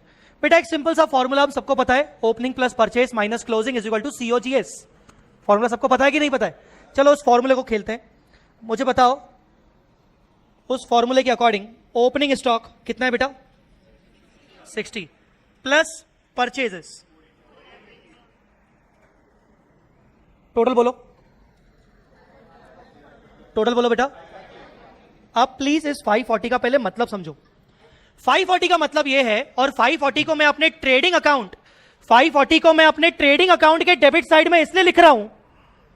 ट्रेडिंग अकाउंट के डेबिट साइड में इसलिए लिख रहा हूं कि इस साल मैं 540 की ट्रेडिंग करूंगा। मैं ये सोच के आया हूं कि मैं करंट ईयर में 540 की ट्रेडिंग करूंगा। मुझे इस साल 5,40,000 के गुड्स बेचने हैं, इसीलिए मैंने उसको डेबिट साइड में रिकॉर्ड किया कि हां करंट ईयर में मुझे उसको 5,40,000 के गुड्स बेच के रखने। I want to trade this, I want to make the trading of this 540। Guys understood और नॉट? बट हुआ क्या, 540 में से मैं कुछ गुड्स की ट्रेडिंग सच्ची मुच्ची कर पाया, पर कुछ गुड्स की ट्रेडिंग नहीं कर पाया। मैंने सोचा तो था कि मैं 540 की ट्रेडिंग करूंगा, इसीलिए मैंने उसको ट्रेडिंग के डेबिट साइड में डाला। ट्रेडिंग की मीनिंग को समझो। ट्रेडिंग अकाउंट का डेबिट साइड ये कहता है कि करंट ईयर में तू 5,40,000 की ट्रेडिंग करने आया था, पर तूने सच्ची मुच्ची कितने की ट्रेडिंग की वो देखते हैं। तूने सेल कितना किया? हाँ बेटा, और हम अपने गुड्स को हमेशा किस वैल्यू पे सेल करते हैं? 20% अबव कॉस्ट। तो अगर ये 540 20% अबव है तो इनकी रियल कॉस्ट कितनी होगी, जिसको हम अपनी भाषा में बोलते हैं cost of goods sold, COGS, cost of goods sold. याद आ रहा है कि नहीं? ये वर्ड तो याद होगा ना कभी सुना होगा। जो गुड्स बेचे उनका एक्चुअल कॉस्ट। तो मैं बोलूंगा कि टोटल तो मैं 540 की ट्रेडिंग करने आया था, पर उसमें से मैंने वो सेल का वैल्यू कितना है? 5,40,000। और इनको मैंने कितने में बेचा था? इनको मैंने कितने में बेचा था? कॉस्ट से 20 रुपए ज्यादा। अगर मैं मानूं कि मेरी कॉस्ट 100 रुपए है और मेरा प्रॉफिट 20 रुपए है, तो मेरी सेल वैल्यू क्या होगी? 120। ये ऊपर का फिगर सेल है, बोलो हाँ। तो नीचे का भी फिगर क्या होना चाहिए? सेल। बेस सेम होना चाहिए ना, ऊपर सेल तो नीचे भी सेल। अरे बोलो ना रे। पर नहीं, मुझे सेल फिगर नहीं चाहिए, मुझे चाहिए कितने की कॉस्ट के गुड्स मैंने सेल किए। 540 में से कितने के कॉस्ट के गुड्स सेल किए। तो इंटू मुझे क्या चाहिए? कॉस्ट। बोलो ना, मुझे क्या चाहिए? कॉस्ट चाहिए ना। कॉस्ट को मैंने क्या माना है? 100। तो इंटू जो चाहिए, जो मुझे चाहिए 100, मतलब मुझे कॉस्ट चाहिए। बोलना बेटा। तो कितना आया यहां पर? 4 लाख। इसको बोलूंगा कॉस्ट ऑफ गुड्स सोल्ड। मतलब 540 का ट्रेड करने का सोचा था, 540 का ट्रेड करने का सोचा था, पर कितने का ट्रेड कर पाया? कितने का ट्रेड कर पाया बेटे? 4.5 का ही ट्रेड कर पाया। इसका मतलब कितने का ट्रेड नहीं किया? 90,000 के गुड्स का ट्रेड नहीं किया ना। इसका मतलब मेरे पास क्लोजिंग इन्वेंट्री 90 होना चाहिए ना, पर मेरे पास कितने का है? ओ शिट, मेरे पास तो 80 का इन्वेंट्री है। इसका मतलब 10 का इन्वेंट्री गुम हो गया। शॉर्टेज बोलो, लॉस बोलो, डिस्ट्रॉय बोलो, वॉट एवर इट में भी, मेरी इन्वेंट्री कितनी है? 80। ईयर एंड में हम हमेशा अपनी इन्वेंट्री का फिजिकल वेरिफिकेशन करते हैं। रिकॉर्ड्स में कितनी बता रहे हैं? 90। रिकॉर्ड देखो, 540 में से 450 गया, तो रिकॉर्ड क्या हुआ? रिकॉर्ड के अकॉर्डिंग क्या होना चाहिए? 90। पर जब मैं फिजिकल वेरिफिकेशन करने गया वेयर हाउस में, तो कितने की इन्वेंट्री मिली मुझे? 80। तो मैंने रिकॉर्ड भी कितना किया? मैं कितना का रिकॉर्ड किया? 80। मैंने बोला यार 540 की ट्रेडिंग करने आया था, 4.5 की ट्रेडिंग कर दी, 80 की ट्रेडिंग नहीं की, कोई बात नहीं, उसका हिसाब है। बाकी कहां गए? बाकी गुड्स क्या हो गए? बोलो बेटा। बाकी गुड्स कहां चले गए? गुम हो गए, शॉर्टेज हो गए, जिसको मैं क्या बोल रहा हूं? 10,000 बैलेंसिंग फिगर। मेरी बात समझ में आई कि नहीं? बोलो बेटा, क्लियर हुआ कि नहीं? बाहर बारिश हो रही क्या? अभी लाइट वाइट कुछ गई क्या? ओके, कोई बात नहीं, देखते हैं। इस पे कॉन्सेंट्रेट करिए please please please please. Shortage समझ में आ गया सबको? मैं अभी अपने कॉन्सेप्ट पर अभी बना हुआ हूं, ध्यान से पहले सुनिए। शॉर्टेज सबको क्लियर है कि नहीं? कितने की ट्रेडिंग करने आया था? कितने की? ओए जल्दी आंसर दो। कितने की ट्रेडिंग करने आया था? 540 में से कितने की ट्रेडिंग कर पाया? 4.5। तो इसका मतलब मेरे पास कितने गुड्स बचने चाहिए?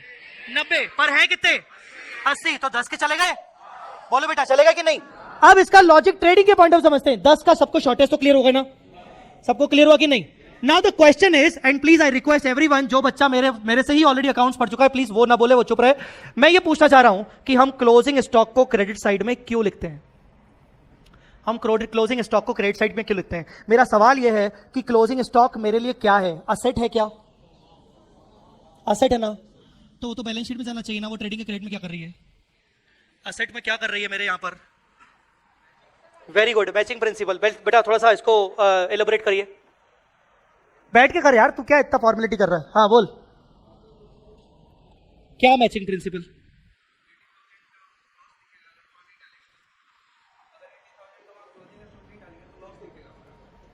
तो ये मैचिंग प्रिंसिपल है।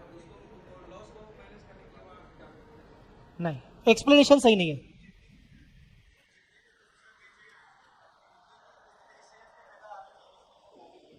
जितने के गुड्स,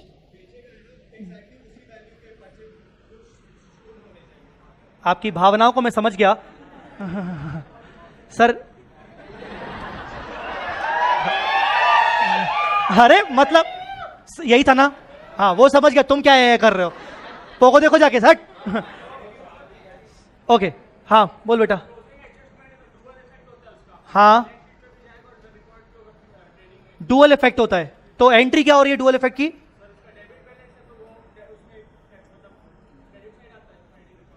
हाँ तो एंट्री बोलना, डुअल इफेक्ट मतलब एंट्री, डेबिट बराबर क्रेडिट, तो एंट्री क्या हो रही है? To trading account. तो इसका मतलब मैंने उसको ट्रेडिंग अकाउंट से हटाया है, नहीं हटाया, रिकॉर्ड किया है, वो सेल नहीं हुआ है। तुम क्या सोच के आए थे कितने की ट्रेडिंग करोगे? क्या सोच के आए थे कितने की ट्रेडिंग करोगे? 5। सिंपल सा लॉजिक है बेटा, ध्यान से सुनिए, सिंपल सा लॉजिक है। तुमने 5,40,000 के गुड्स परचेज किए। मुझे एक बात बताओ, जब 5,40,000 के तुमने गुड्स परचेज किए, मैं ओपनिंग स्टॉक को परचेज का ही पार्ट मान रहा हूं, 2 मिनट के लिए ध्यान से सुनिएगा।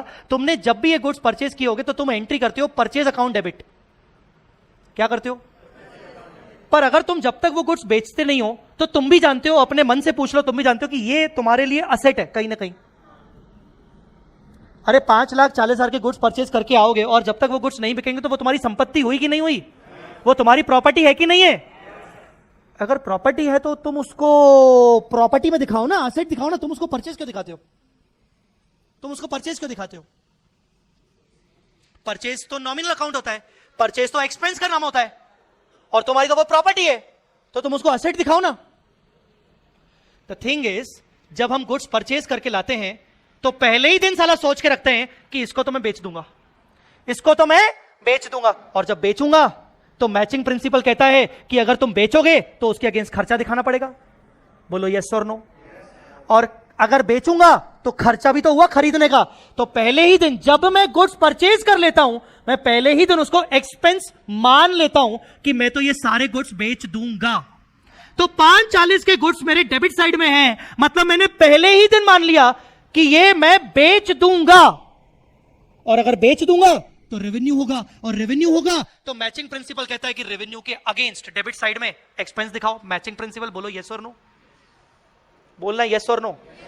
अब एक बात बता, तू पहले दिन गुड्स खरीद के आया, तूने उसको ये सोच के एक्सपेंस रिकॉर्ड कर दिया कि तू सारे गुड्स बेच देगा। मान ले उसमें से अगर तूने 10% गुड्स नहीं बेच पाया, तू 10% गुड्स नहीं बेच पाया, तो इसका मतलब वो तेरा एक्सपेंस नहीं हुआ। 10 रुपए 10 पेन खरीद के लाया तू, ये 10 पेन खरीद के लाया, हर एक पेन 10 रुपए का, कितने हुए? 100 रुपए हुए। बोल यस और नो। तूने 100 रुपए को किस में डाला? परचेज में, हाँ या ना? परचेज में क्यों डाला? अभी तो मेरा बेचा ही नहीं है, ये तो मेरा असेट है, कायदे से तो असेट है, पर मैंने इसको परचेज में डाला है, मतलब खर्चा बुक किया है। क्यों? मैचिंग प्रिंसिपल, क्योंकि ये बिकेगा तो उसके अगेंस्ट खर्चा तो दिखना चाहिए ना। अब इस साला बिका ही नहीं है तभी मैं खर्चा दिखा रहा हूं। चल ठीक है, कोई बात नहीं। 10 में से मैंने 8 पेन बेच दी, कितनी बेची? कितनी बेची? तो रेवेन्यू कितने का दिख रहा होगा? इमेजिन करो, सेल कितनी दिख रही होगी? 8 की। सेल कितनी की दिख रही होगी? 8 की। जबकि खर्चा कितने का बुक किया है? 10 का। खर्चा कितना बुक किया है? मैचिंग प्रिंसिपल क्या बोलता है? जितना रेवेन्यू है उतने के बराबर का एक्सपेंस दिखाओ। रेवेन्यू कितना है? 8 का, तो एक्सपेंस भी कितना दिखना चाहिए? 8 का, पर एक्सपेंस दिख कितने का रहा है? 10 का, तो 2 के एक्सपेंस को मुझे क्या करना पड़ेगा? रिवर्सल। एक्सपेंस को क्या करना पड़ेगा? रिवर्सल। एक्सपेंस को क्या करना पड़ेगा? रिवर्सल। एक्सपेंस का डेबिट बैलेंस होता है, एक्सपेंस हमेशा डेबिट होता है।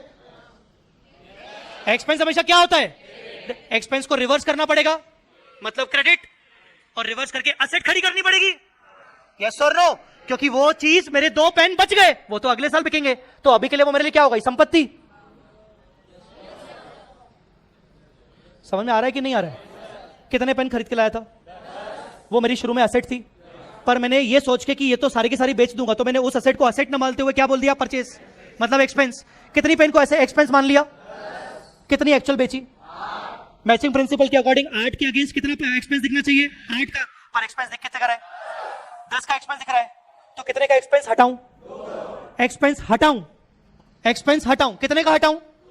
क्योंकि वो तो मेरे लिए क्लोजिंग स्टॉक है, तो क्लोजिंग स्टॉक को मैं क्या बोलूंगा? It is just the reversal of expense. बोलो यस और no. closing stock means what? It is reversal of expense and creation of asset. Entry देख क्या हो रही है? एंट्री क्या हो रही है? Closing stock account debit. किस साइड लिखा है तूने? एंट्री बोल क्या हो रही है बेटा? स्टॉक डेबिट टू ट्रेडिंग के क्रेडिट साइड में. बोलना बेटा. ट्रेडिंग का क्रेडिट साइड मतलब इनकम. ट्रेडिंग का क्रेडिट साइड मतलब इनकम. या इनकम बोलूं या फिर बोलूं रिवर्सल ऑफ एक्सपेंस. एक ही बात है ना. या तो इनकम बोल या तो रिवर्सल ऑफ एक्सपेंस बोल. It is one in the same thing. तो why I am doing credit? Because मैं खर्चे को हटा रहा हूं और हटा के मैं उसको बैलेंस शीट में जाके फेंक रहा हूं. समझा कि नहीं? तो क्लोजिंग स्टॉक ट्रेडिंग में क्यों आता है? क्योंकि जो चीज मेरे परचेज में रखी हुई है पर वो अभी तक मेरी सेल में नहीं गई, उसको मैं लात मार के ट्रेडिंग से निकाल रहा हूं. तो ट्रेडिंग से निकालने को बोलते हैं क्लोजिंग स्टॉक करना. और लात मार के जब मैं निकाल रहा हूं तो वो जम करके वो कहां जा रही है? बैलेंस शीट में. मेरी बात समझ में आई कि नहीं? So why we show the closing stock on the credit side of trading? Why we show the credit side?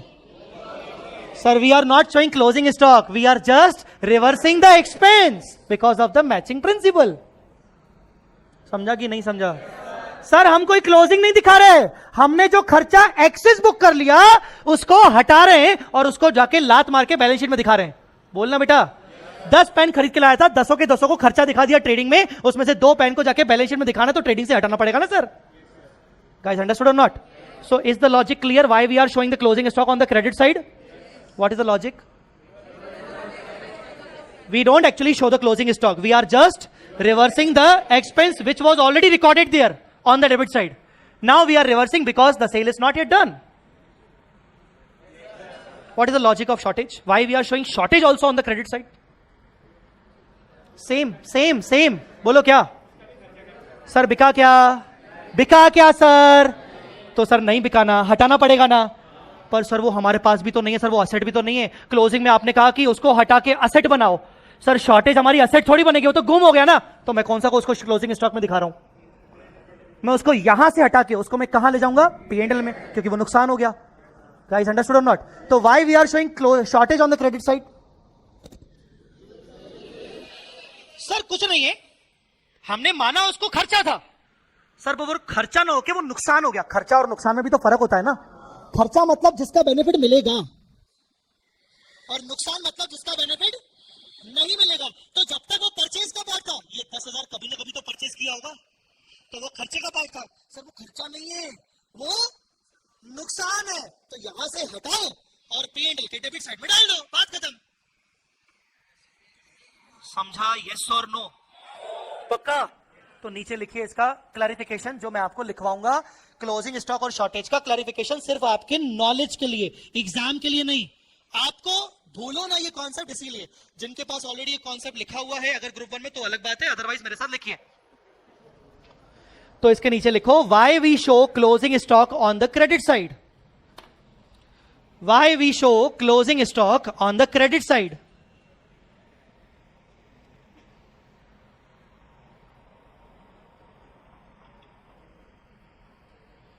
Question लिखा होगा आपने, why we show closing stock on the credit side.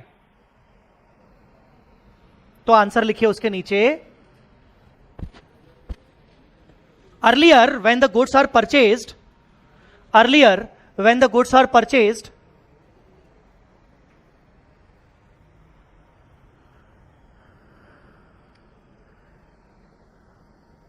earlier when the goods are purchased, it is immediately treated as an expense. It is immediately treated as an expense even though not yet sold.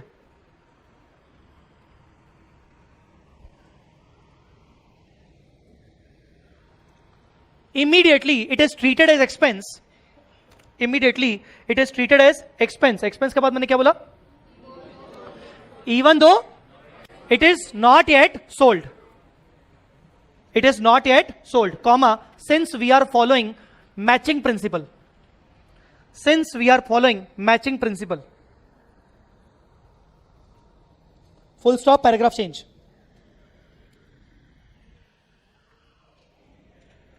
Full stop, paragraph change. Matching principle says, matching principle says if we are recognizing revenue, if we are recognizing revenue, देखिए मैं word भी recognizing use कर रहा हूं, recording use नहीं कर रहा हूं. मैंने आपको समझाया था रिकॉग्निशन, मेजरमेंट, ये सब. So if we are recognise, क्या लिखा है, सिंस वी आर, सिंस, एक बार फिर से वापस आप बोलो, क्या बोलो. हाँ, matching principal says if we are recognizing revenue, then we should recognize the proportionate expense against this. Then we should recognize the proportionate expense against this. We should recognize the proportionate expense against this revenue.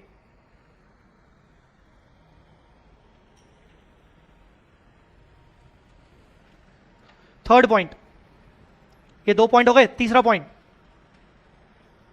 Third point. Now if some goods not sold, if some of the goods not sold, if some of the goods not sold till year end, year end तक वो नहीं बिके. If some goods are not sold till year end, comma, this should not be the expense. They should not be the expense. वो expense नहीं होने चाहिए क्योंकि वो बिके ही नहीं. They should be our asset. They should not be the expense. They should be the asset. They should not be the expense. They should be the asset. They should be the asset. But we have already treated them expense as per above first point. But we have already treated them expense. But we have already treated them as expense as per above point, above first point. मैंने first point में लिखवाया था जब भी हम goods purchase करेंगे सारा का सारा परचेज में डाल देंगे, एक्सपेंस मान लेंगे. तो मैंने अभी यही बताया कि क्योंकि कुछ गुड्स बिके ही नहीं है तो उनको हमें परचेज नहीं मानना चाहिए. ठीक है ना. They should not be treated as expense as per above point. So there is a need to reverse, there is need, so there is a need to reverse the proportionate expense. There is need to reverse the proportionate expense from the purchase account or trading account. There is need to reverse the proportionate expense from the purchase account or trading account. Such reversal is known as, such reversal is known as closing stock on the credit side. Closing stock on the credit side. नीचे लिखिए in simple language closing stock is just a, नीचे लिखिए in a simple language, जैसा बोल रहा हूं वैसा, in a simple language, in a simple language, closing stock on trading, on credit side of trading account. In a simple language, closing stock on the credit side of trading account is just a reversal of purchase account. Is just a reversal of purchase account. Bracket में expense account.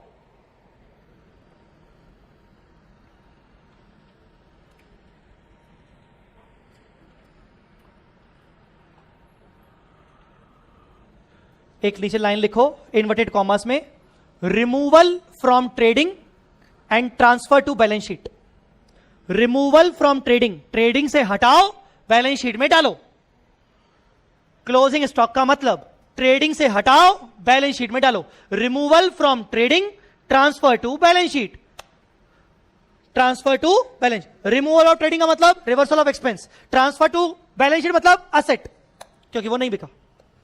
सबको clear हुआ ये वाला concept? ये trading account का concept सबको clear है कि नहीं?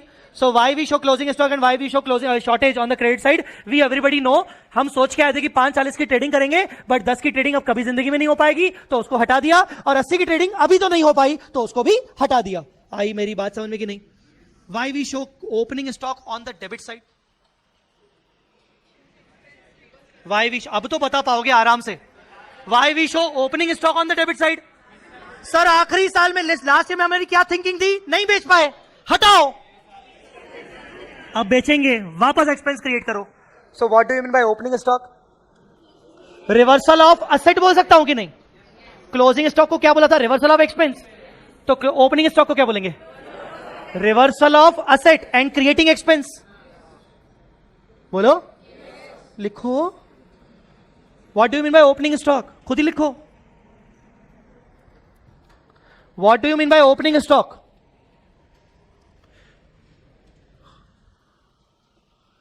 क्या लिखोगे? Reversal of asset, reversal of asset and creation of expense, creation of expense. चलिए, ये वाला कॉन्सेप्ट सबको क्लियर है कि नहीं? बोलो बेटा यस और नो। ये वाला कॉन्सेप्ट सबको क्लियर है? Are you guys comfortable with this? बोलो। ओके, नाउ ये वाली बात तो ठीक है, जो थोड़ा बहुत बेसिक्स मुझे पढ़ाना था पढ़ा दिया। अभी मुझे और बेसिक्स पढ़ाना है, बट मैंने थोड़ा सा डिजाइन इस तरीके से किया है कि मैं बेसिक्स का पोर्शन थोड़ा थोड़ा रोज लूंगा, ताकि एक ही बार में लूंगा तो वो बोरियत ना हो। मैं जानता हूं कि वो बेसिक जैसे शेड्यूल 3 है, मैं जब आपको शेड्यूल 3 पढ़ाना शुरू करूंगा तो आधे बच्चे यहां पर सोना शुरू हो जाएंगे, क्योंकि मेरी क्लास सबसे आखिरी में।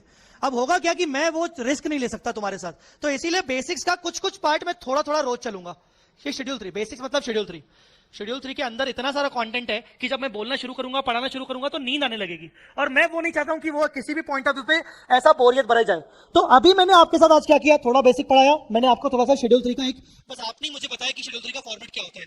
कल हम क्या करेंगे? अभी छुट्टी नहीं है, मैं कल की नहीं, मतलब मैं कल रुको, मैं अभी, मेरे पास आधा घंटा है, मैं अभी कुछ और कर रहा हूं। कल आते साथ मैं पहले शेड्यूल 3 थोड़ा सा देर उठाऊंगा, आधा घंटा, और वहीं पर ब्रेक कर दूंगा कि बस छोड़ दो, यहीं पर बेसिक, और फिर हम आगे कुछ करेंगे। अभी हम स्टार्ट करेंगे अकाउंटिंग स्टैंडर्ड एएस पहले ही दिन से। अभी हम शुरू करेंगे अकाउंटिंग स्टैंडर्ड, तो अपनी कॉपी में हेडिंग डालो AS 20। सर कॉपी तो है ही नहीं। हाँ, तो जरूरत भी नहीं है, अभी आधा घंटा बिना कॉपी के भी चल जाएगा, बस हेडिंग डाल के रख दो। क्या कॉपी में लिखना ना? कॉपी नहीं ना, कोई बात नहीं, आधा घंटा बिना कॉपी के बनाया पढ़ाएगा तुम्हारा भाई आज, ठीक है? चलो, वो नलायको जिसके पास कॉपी है वो तो लिखो। तो वो लड़की, हाँ चल ठीक है अच्छा हुआ, नहीं लिखना पड़ेगा, ऐसा थोड़ी। वो तो नालायक लोग हैं जो पहले से बैठे हुए हमारी क्लास में, उनके बिल्कुल बस में मत आना, वो जो ऐसे नालायक लोग हैं वो। AS 20 कॉपी में लिखो, AS 20। अभी जो भी करवाऊंगा वो सब रफ होगा, घर जाके हम इतने अच्छे बच्चे हैं कि कॉपी खरीदेंगे और उसमें सब नोट कर देंगे। हम बहुत अच्छे बच्चे हैं। क्या नाम क्या है डांसर का? हाँ तेरा? हाँ हर्षवर्धन। हाँ तेरा डांस होगा 5:30 के बाद, ठीक है ना? अभी हाँ, वो जो तू पैर हिला रहा था ना, और पैर को कहीं अंदर डाल रहा था, पता नहीं क्या, अरे वो क्या बोलते हैं उसको, वो कौन सा फॉर्म होता है, कुछ कर रहा था ना तू? हाँ वो जो भी। चलो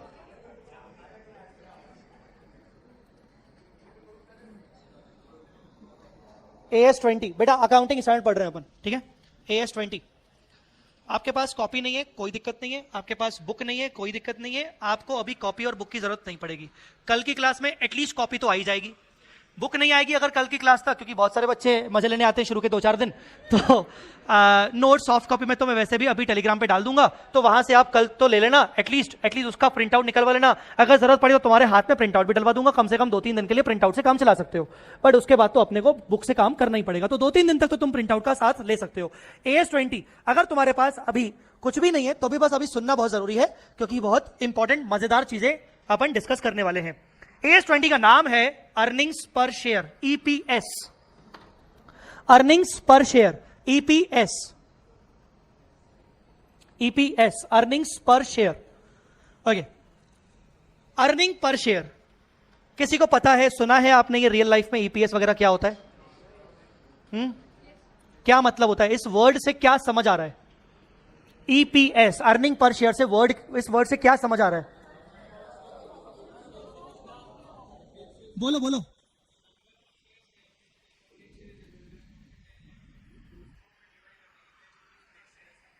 10 पर शेयर प्रॉफिट आ गया, मतलब अर्निंग पर शेयर का मतलब ये हुआ, तुम सब ये कहना चाहते हो कि एक शेयर पे इन्वेस्ट करने से मुझे कितना अर्न किया मैंने?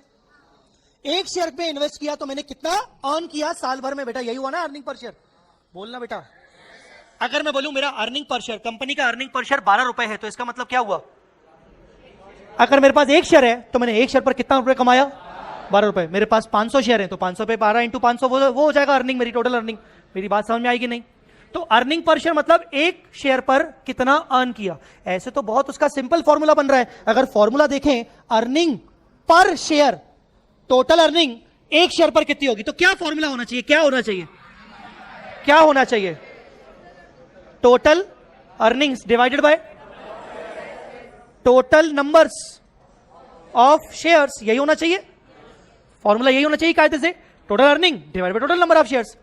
गाइस अंडरस्टूड और नॉट? वेरी गुड, बहुत बढ़िया। कंपनीज एक्ट 2013 कहता है हर कंपनी को ईपीएस निकालना मैंडेटरी है, ऐसा कंपनीज एक्ट कहता है। पर कैसे निकालेंगे? कंपनीज एक्ट ने बोला एएस के पास जाओ, मैं नहीं बताऊंगा। कंपनीज एक्ट ने बोल दिया कि तुम्हें ईपीएस निकालना पड़ेगा और निकाल के तुम्हें डिस्क्लोज करना पड़ेगा। पर ईपीएस कैसे निकालोगे उसके लिए तुम्हें कौन गाइड करेगा? AS20 के पास जाओ, वो तुम्हें बताएगा how to calculate EPS. EPS निकालने का तरीका क्या होता है, उसमें न्यूमरेटर में क्या होना चाहिए और डिनोमिनेटर में क्या होना चाहिए, वो सब तुम्हें एएस बताएगा, मैं नहीं बताऊंगा। तो कंपनी एक्ट ने तो अपनी रिक्वायरमेंट खत्म कर दी कि हाँ ईपीएस के लिए AS20 के पास जाओ। अब हम इस AS20 को क्यों पढ़ रहे हैं, पहले तो हम ये समझे, हम यहां पर क्यों खड़े हैं, AS20 हम पे क्यों खड़े? हमें तो पता है ईपीएस क्या होता है। AS20 हमें ईपीएस की मीनिंग नहीं समझाने वाला। AS20 हमें समझाने वाला है कि ईपीएस निकालने के लिए न्यूमरेटर में क्या क्या आएगा और डिनोमिनेटर में क्या क्या आएगा। सर पता तो है ना टोटल अर्निंग आएगी? नहीं, इतना आसान नहीं। अर्निंग आएगी ये तो हमने ऊपरी तरीके से बोल दिया कि हाँ अर्निंग, पर अर्निंग क्या क्या होगी, अर्निंग में कौन सी चीजें आनी चाहिए, क्या नहीं आना चाहिए, डिनोमिनेटर में क्या नहीं आना चाहिए, वो सब हमें कौन बताएगा? AS20। So how to calculate EPS, उसके लिए हम पढ़ रहे हैं AS20। Are you getting my point? बोलो यस और नो। वेरी गुड, ठीक है भाई। अब कंपनीज एक्ट ने बोला ईपीएस दिखाओ। कंपनीज एक्ट ने एक और बात बोली, ईपीएस AS20 के अकॉर्डिंग निकालो और उसको P&L के फेस पे दिखाओ। P&L के फेस पे दिखाओ मतलब तुम्हें उसको नोट्स टू अकाउंट्स में नहीं दिखाने का है, तुम्हें उसको P&L के फेस पे दिखाने का है। सामने देखो, ये तुम्हारे सामने है P&L का फॉर्मेट, और P&L में सबसे आखिरी आइटम देखो क्या लिखा है? Earning per share. और ये कहां दिख रहा है? P&L के फॉर्मेट में ही, मेन जगह पे। It is called face of the P&L। जो मेन P&L का फॉर्मेट होता है जिसमें मेन जगह पे रेवेन्यू दिखता है, एक्सपेंस दिखता है, टैक्स दिखता है, इंप्लॉय बेनिफिट एक्सपेंस दिखता है, वैसे ही ईपीएस दिख रहा है। It is called face of the P&L। तो कंपनीज एक्ट कहता है कि तुम्हें फेस पे दिखाना पड़ेगा, तुम्हें उसको डिस्क्लोजर में जाके अलग से notes to accounts, explanatory statement में जाके दिखाने की जरूरत नहीं। छोटा सी चीज है, उसको तुम फेस पे दिखाओगे। हमने बोला ठीक है दिखा देंगे। अब ये क्या होता है बेसिक और डाइल्यूटेड, यही हम समझेंगे AS20 में धीरे धीरे, स्लोली समझेंगे धीरे धीरे। वापस आते हैं मुद्दे पे, AS20 के मुद्दे पे आते हैं। ईपीएस होता है इसका नाम, तो हमें कुल मिला के दो चीजों से मतलब है, एक न्यूमरेटर से और एक डिनोमिनेटर से। न्यूमरेटर में क्या आती है? बोलो ना, अर्निंग्स। और डिनोमिनेटर में क्या आते हैं? नंबर्स। नंबर्स ना। एक सिंपल सा सवाल पूछूंगा, नंबर्स कौन से नंबर्स? प्रेफरेंस की इक्विटी की? दोनों। भाई दोनों शेयर होते हैं, प्रेफरेंस शेयर होते हैं, इक्विटी शेयर होते हैं। डिवाइड बाय शेयर लिखना है तो कौन सा वाला शेयर या दोनों शेयर? सिर्फ इक्विटी। सिर्फ कौन सा? प्रेफरेंस नहीं आता। Sir reason? Preference share capital हमेशा उनका फिक्स्ड डिविडेंड रेट होता है, 8% प्रेफरेंशियल कैपिटल, 10% प्रेफरेंशियल कैपिटल, तो उनकी अर्निंग तो प्री डिफाइंड है ना। उनकी अर्निंग निकालने का मतलब ही क्या है? They are having their predefined income. हमें किसकी अर्निंग निकालनी है? क्योंकि उनकी अर्निंग प्री डिफाइंड, वो सबसे रिस्कियर इन्वेस्टमेंट होते हैं। सुना है कि नहीं सुना है? सबसे रिस्कियर इन्वेस्टमेंट कौन सा होता है? डिबेंचर की, प्रेफरेंस की, इक्विटी? इक्विटी। क्यों रिस्कियर क्यों होता है? अगर कंपनी बंद हुई, सबसे पहले किसको मिलेगा कि सबसे लास्ट में? क्या इक्विटी वालों को सबसे लास्ट में मिलेगा उनका पैसा। पता नहीं बचेगा भी कि नहीं बचेगा। समझे कि नहीं? बोलो बेटा, इसको इस तरीके से सोचो। बेटा आपका नाम क्या है? आनंद। आनंद ने एक नया बिजनेस शुरू किया। Anand is the owner of that business, ठीक है ना। आनंद ने आप कुछ अपने दोस्तों से लोन लिया, आनंद ने मुझसे कुछ पैसा लिया, उसने बोला सर मैं भी अपना लगा रहा हूं, आप भी मुझे कुछ पैसा दो एज अ लोन की तरह, मैं अपना काम धंधा शुरू करूंगा। आनंद का काम धंधा शुरू हुआ, अब आनंद का मन भर गया। आनंद बोला सर ये बिजनेस मैं बंद कर रहा हूं। आनंद जब ये बिजनेस बंद करेगा तो पैसा पहले अपने आप को वापस करेगा कि पहले बाहर वालों को वापस करेगा? पहले बाहर वालों को वापस करेगा ना। आनंद के बिजनेस में जितनी भी एसेट्स वगैरह, लाइबिलिटीज वगैरह हैं, सबसे पहले पैसा वो किसको वापस करेगा? आउटसाइडर्स को, कि अपने आप को बोलेगा नहीं मैं पहले अपने आप को सेव कर लेता हूं? बोलो यस और नो, किसको वापस करेगा? हाँ, सिंपल सा कॉन्सेप्ट, आउटसाइडर्स को। वैसे ही जब कंपनी बंद होती है तो सबसे पहले किसको वापस करेगी? आउटसाइडर्स। आउटसाइडर्स मतलब कौन? Liability holders, creditors, loan providers. बोलो यस और नो। और उसमें भी ये सब अगर दे दिए तो उसके बाद किसको देंगे? प्रेफरेंस वालों को कि इक्विटी वालों को? नाम ही क्या है? प्रेफरेंस। प्रेफरेंस मतलब उनको पहले देंगे, तो सबसे अंत में किसको देंगे? क्योंकि equity are the real owners. Anand, equity are the real owners, मतलब सबसे अंत में उसको देंगे। बोलो बेटा यस और नो। ओ भैया समझ में आ रहा है कि नहीं?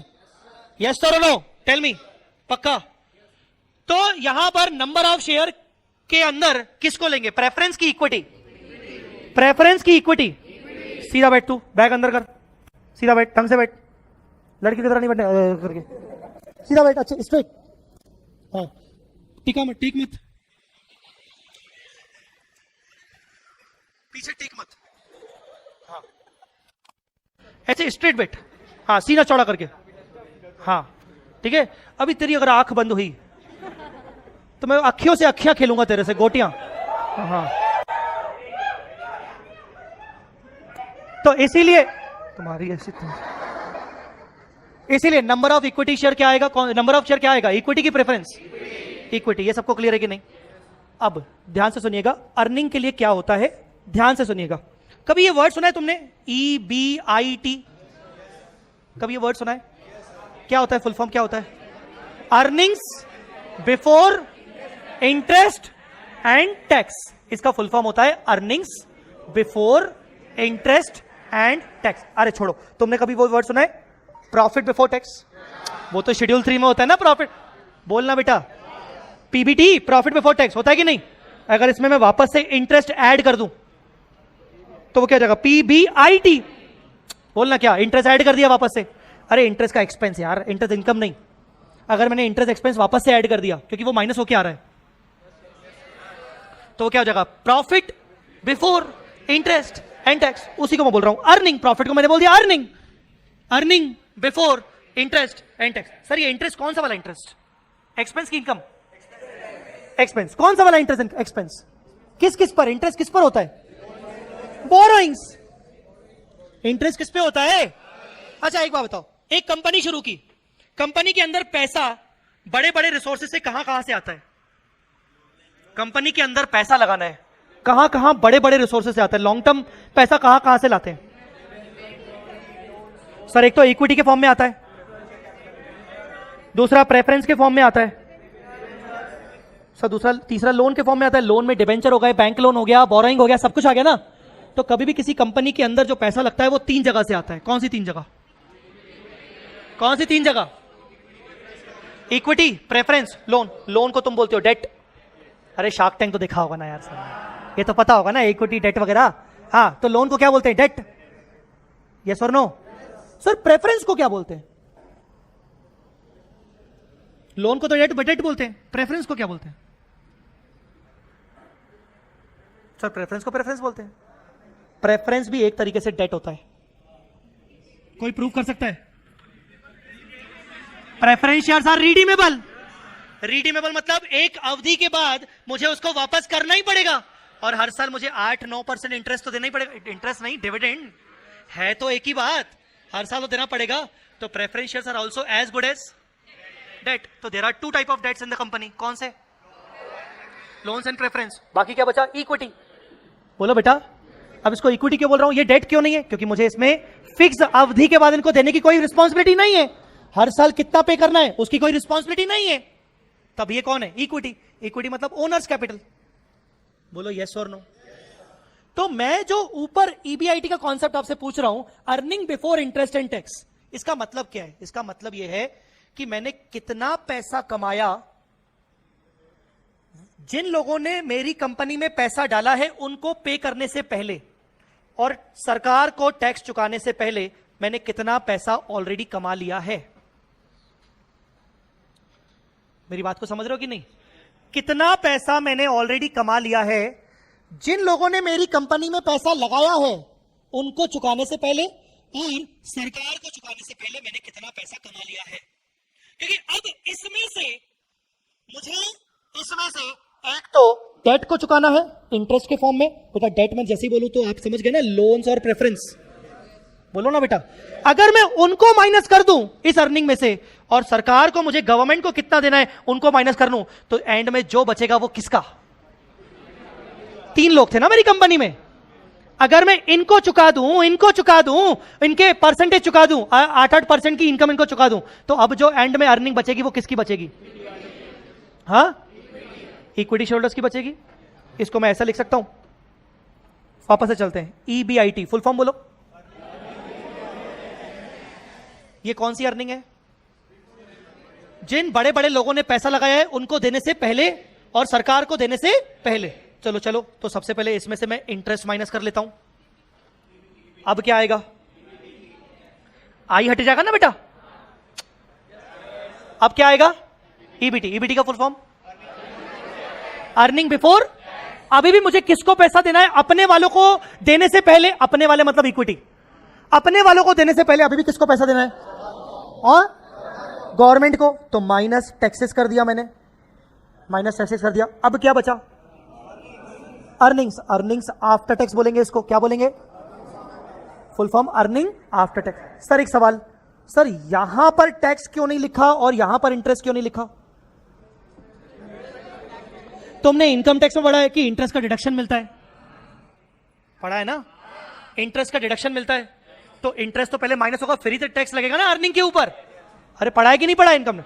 तो इसीलिए हमने इनकम टैक्स में अच्छे से पढ़ा है कि इंटरेस्ट का डिडक्शन मिलता है, तो इसीलिए पहले हमने इंटरेस्ट को माइनस किया फिर टैक्सेस लगाए।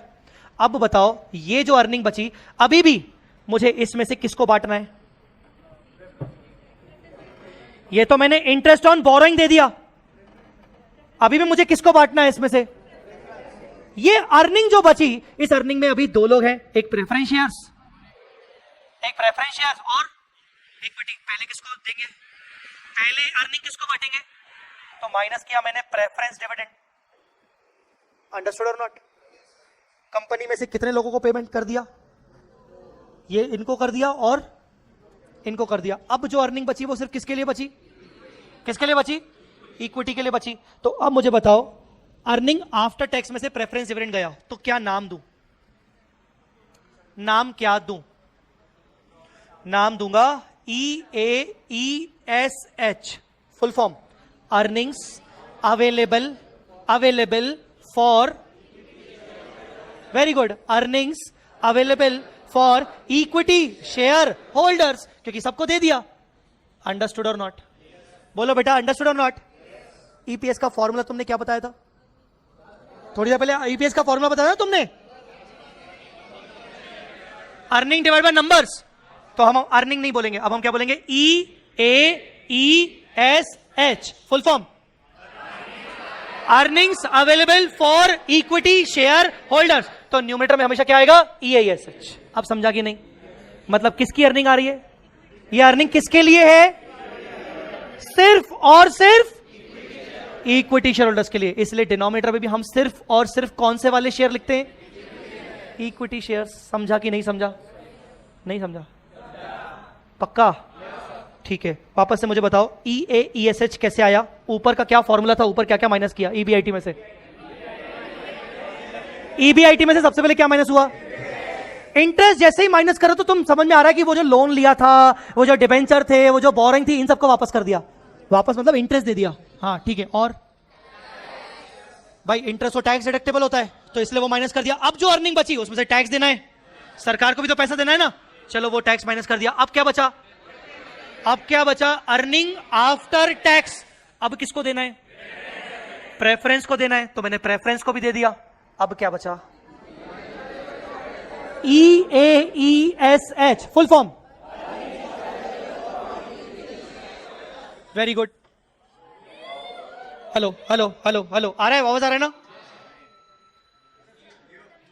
कोई बात नहीं। ओए ओए ओए ओए, देखो देखो इधर देख भाई, तू इधर देख। हाँ, अर्निंग्स अवेलेबल फॉर इक्विटी, कभी कभार हम इसको बोलेंगे earnings attributable to equity shareholders. Word बस थोड़ा सा चेंज है पर वही है। ए मतलब अवेलेबल या ए मतलब एट्रीब्यूटेबल, बात वही है। समझ में आ रही कि नहीं? यहां तक बोलो बेटा, क्लियर है कि नहीं? पक्का? इतना पोर्शन समझ में आया कि नहीं? अब मेरी बात को ध्यान से सुनना। ये हो गया earning available for equity share holder. तुम्हारे मन में सवाल आ सकता है बाद में कि सर आपने बोला कि प्रेफरेंस शेयर भी डेट की तरह होते हैं। नाले को रिएक्ट तो करा करो ना। प्रेफरेंस शेयर भी डेट की तरह होते हैं, तो सर आपने प्रेफरेंस डिविडेंड को ऊपर इंटरेस्ट के साथ क्यों नहीं लिखा? क्यूमुलेटिव है, डिविडेंड तो हर साल देना ही पड़ेगा। टैक्स डिडक्टेबल नहीं है। प्रेफरेंस डिविडेंड के ऊपर कभी टैक्स का डिडक्शन मिलता है क्या?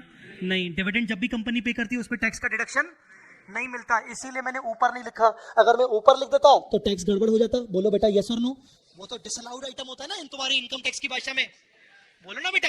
तो इसीलिए मैंने प्रेफरेंस डिविडेंड को नीचे लिखा क्योंकि वो टैक्स डिडक्टेबल नहीं होता। समझा कि नहीं? यस और नो? Very good. अब मुझे एक बात बताओ, प्रेफरेंस शेयर दो टाइप के होते हैं, क्यूमुलेटिव, नॉन क्यूमुलेटिव। दोनों का मतलब समझा दो, क्या होता है? दोनों का मतलब समझा दो। क्यूमुलेटिव मतलब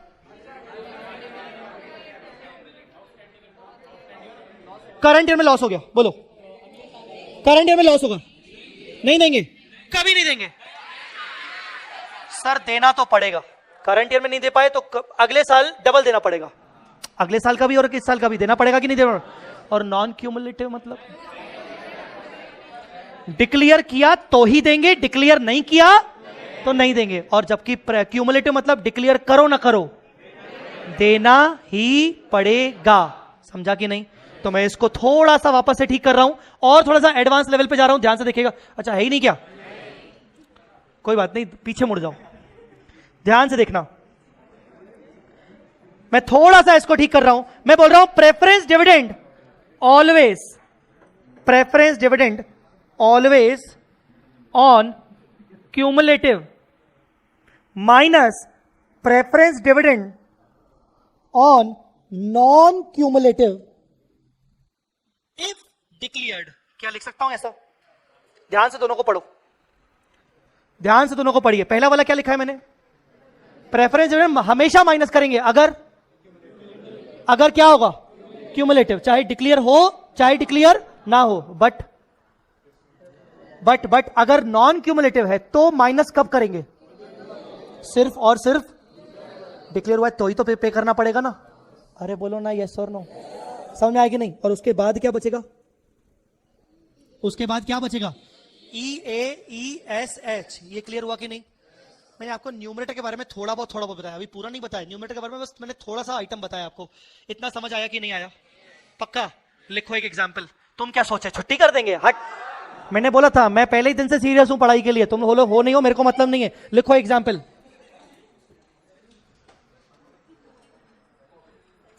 एग्जाम्पल लिखो। EBIT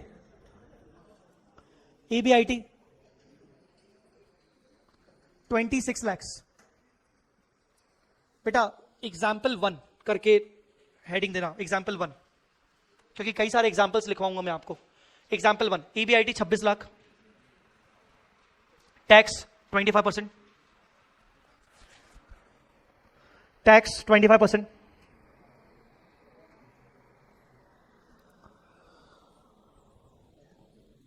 9% debentures of rupees, 9% debentures of rupees 50 lakhs issued 9% debentures of rupees 50 lakhs issued on 1st July of current year.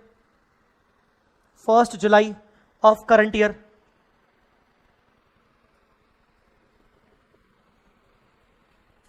आगे लिखो 11% preference share capital, 11%, 11% preference share capital outstanding from beginning of the year, outstanding from beginning of the year, from beginning of the year rupees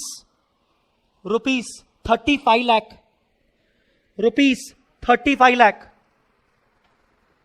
bracket में cumulative, cumulative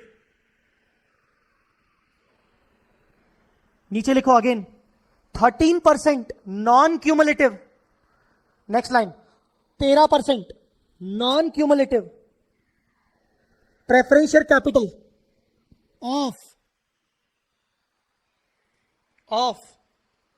30 lakhs of 30 lakhs।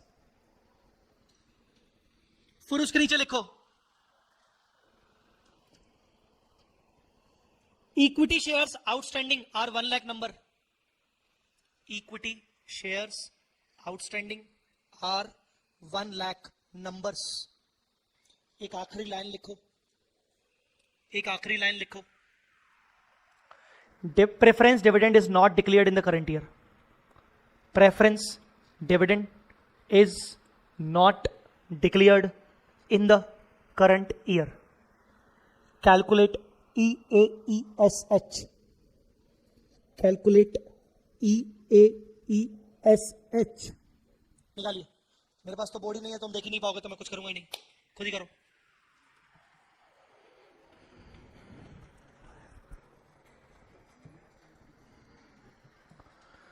EAESH EBID से शुरू करेंगे सब लोग, ठीक है ना? सब लोग EBID से शुरू करेंगे।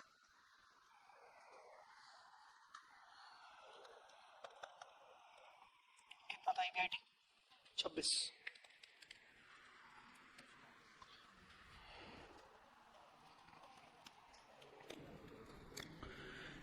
जिसको ये समझ नहीं आ रहा कि ईयर एंडिंग कौन सा है, तो ईयर एंडिंग मार्च है, क्योंकि मैंने जुलाई बोला हुआ है, तो ईयर एंडिंग मार्च है। क्या हुआ बेटा? करो जल्दी।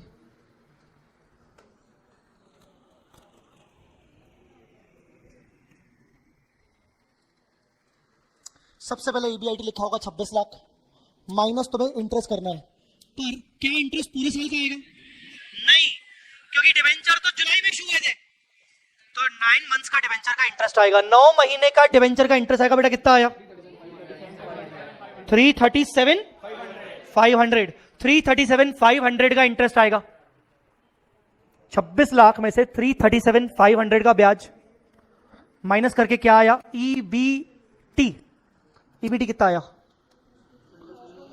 EBT कितना आया? 22,62,500, 22,62,500। EBT में से टैक्स, टैक्स तो सिंपल है, 25% है ना, करो 25% है। टैक्स आया 565625, 565625, टैक्स आया 565625। ठीक है भाई, टैक्स भी हो गया। शुरू से बोल रहा हूं एक बार, तुमने EBIT लिया 26 लाख का, 26 लाख में से तुमने इंटरेस्ट 9 महीने का माइनस किया, कितना? 377,500, अच्छा 37, सॉरी 3 मैं लिख इसलिए रहा हूं क्योंकि वैसे भी तुम्हें दिखाई कुछ नहीं देगा, इसलिए मैं डिक्टेट कर रहा हूं, है ना? हाँ, 337,500, 9 महीने का ब्याज तुमने माइनस किया। जो भी आया, मुझे फिगर नहीं चाहिए, जो भी आया उसके ऊपर तुमने 25% टैक्स लगाया। 565625 टैक्स आया। अब क्या बचा? नहीं, नाम क्या बोलेंगे उसको? EAT, नाम क्या बोलेंगे? EAT। ईएटी कितना आया? कितना? 16 96875 1696875 ये क्या आया? ईएटी। अब सवाल ये उठता है कि मुझे प्रेफरेंस डिविडेंड माइनस करना चाहिए कि नहीं, क्योंकि डिविडेंड डिक्लेयर ही नहीं हुआ। डिविडेंड डिक्लेयर नहीं हुआ, डिविडेंड डिक्लेयर नहीं हुआ है। हाँ, क्यूमुलेटिव के ऊपर डिविडेंड माइनस करना पड़ेगा, भले डिक्लेयर नहीं हुआ, पर नॉन क्यूमुलेटिव के ऊपर नहीं होगा क्योंकि डिक्लेयर नहीं हुआ। तो क्यूमुलेटिव वाला निकालो। एक सेकंड। क्यूमुलेटिव वाले कितने थे? 35 लाख, 35 लाख, और रेट क्या था? 11%। और वो शुरू से आउटस्टैंडिंग थे क्या? डेट वेट देखो, डेट वेट क्या है? फ्रॉम द बिगिनिंग से आउटस्टैंडिंग थे, तो पूरे साल भर का डिविडेंड देना पड़ेगा। 35 लाख का 11%, 3,85,000 माइनस किया। दूसरे वाले भी प्रेफरेंस डिविडेंड, प्रेफरेंस शेयर है, नॉन क्यूमुलेटिव, उनका क्या करेंगे? उनके ऊपर डिविडेंड देगा ही नहीं हम। मतलब अब जो भी अर्निंग बची वो किसकी? इक्विटी। तो अब जो भी आंसर आएगा वो क्या है? EISH। क्या आंसर आएगा? 13,11,875 875। बोलो बेटा, ईपीएस अगर निकालना हो तो डिवाइड बाय नंबर दिए मैंने 1 लाख 13 रुपए 12 पैसे 13.12। अरे वो राउंड ऑफ में कर दिया मैंने, 13.12 ये आ गया ईपीएस। बोलो बेटा क्लियर है कि नहीं? यस, आप कुछ पूछ रहे थे, हो गया? यस, किसी को डाउट? बोलो बेटा किसी को डाउट? EAESH वापस से पूछ रहा हूं, सबका आया? 13,11,875 आया कि नहीं आया? बोलो बेटा। चलिए, अभी लाइट बंद हो गई है तो इसलिए जल्दी छोड़ रहा हूं, एक्सपेक्ट मत करना। 2 मिनट भी 5 से 7 मिनट हमारी क्लास एक्सटेंड ही होगी रोज, ध्यान रखिएगा। 5 से 7 मिनट, 10 मिनट, 15, मतलब 5 से 7 मिनट एक्सटेंड होगी, ठीक है ना? बाकी तो तुम लोग तो बहुत ही पता ही है, ग्रुप 1। चलो, thank you so much, bye bye, take care, जय माता दी, अल्लाह हाफिज।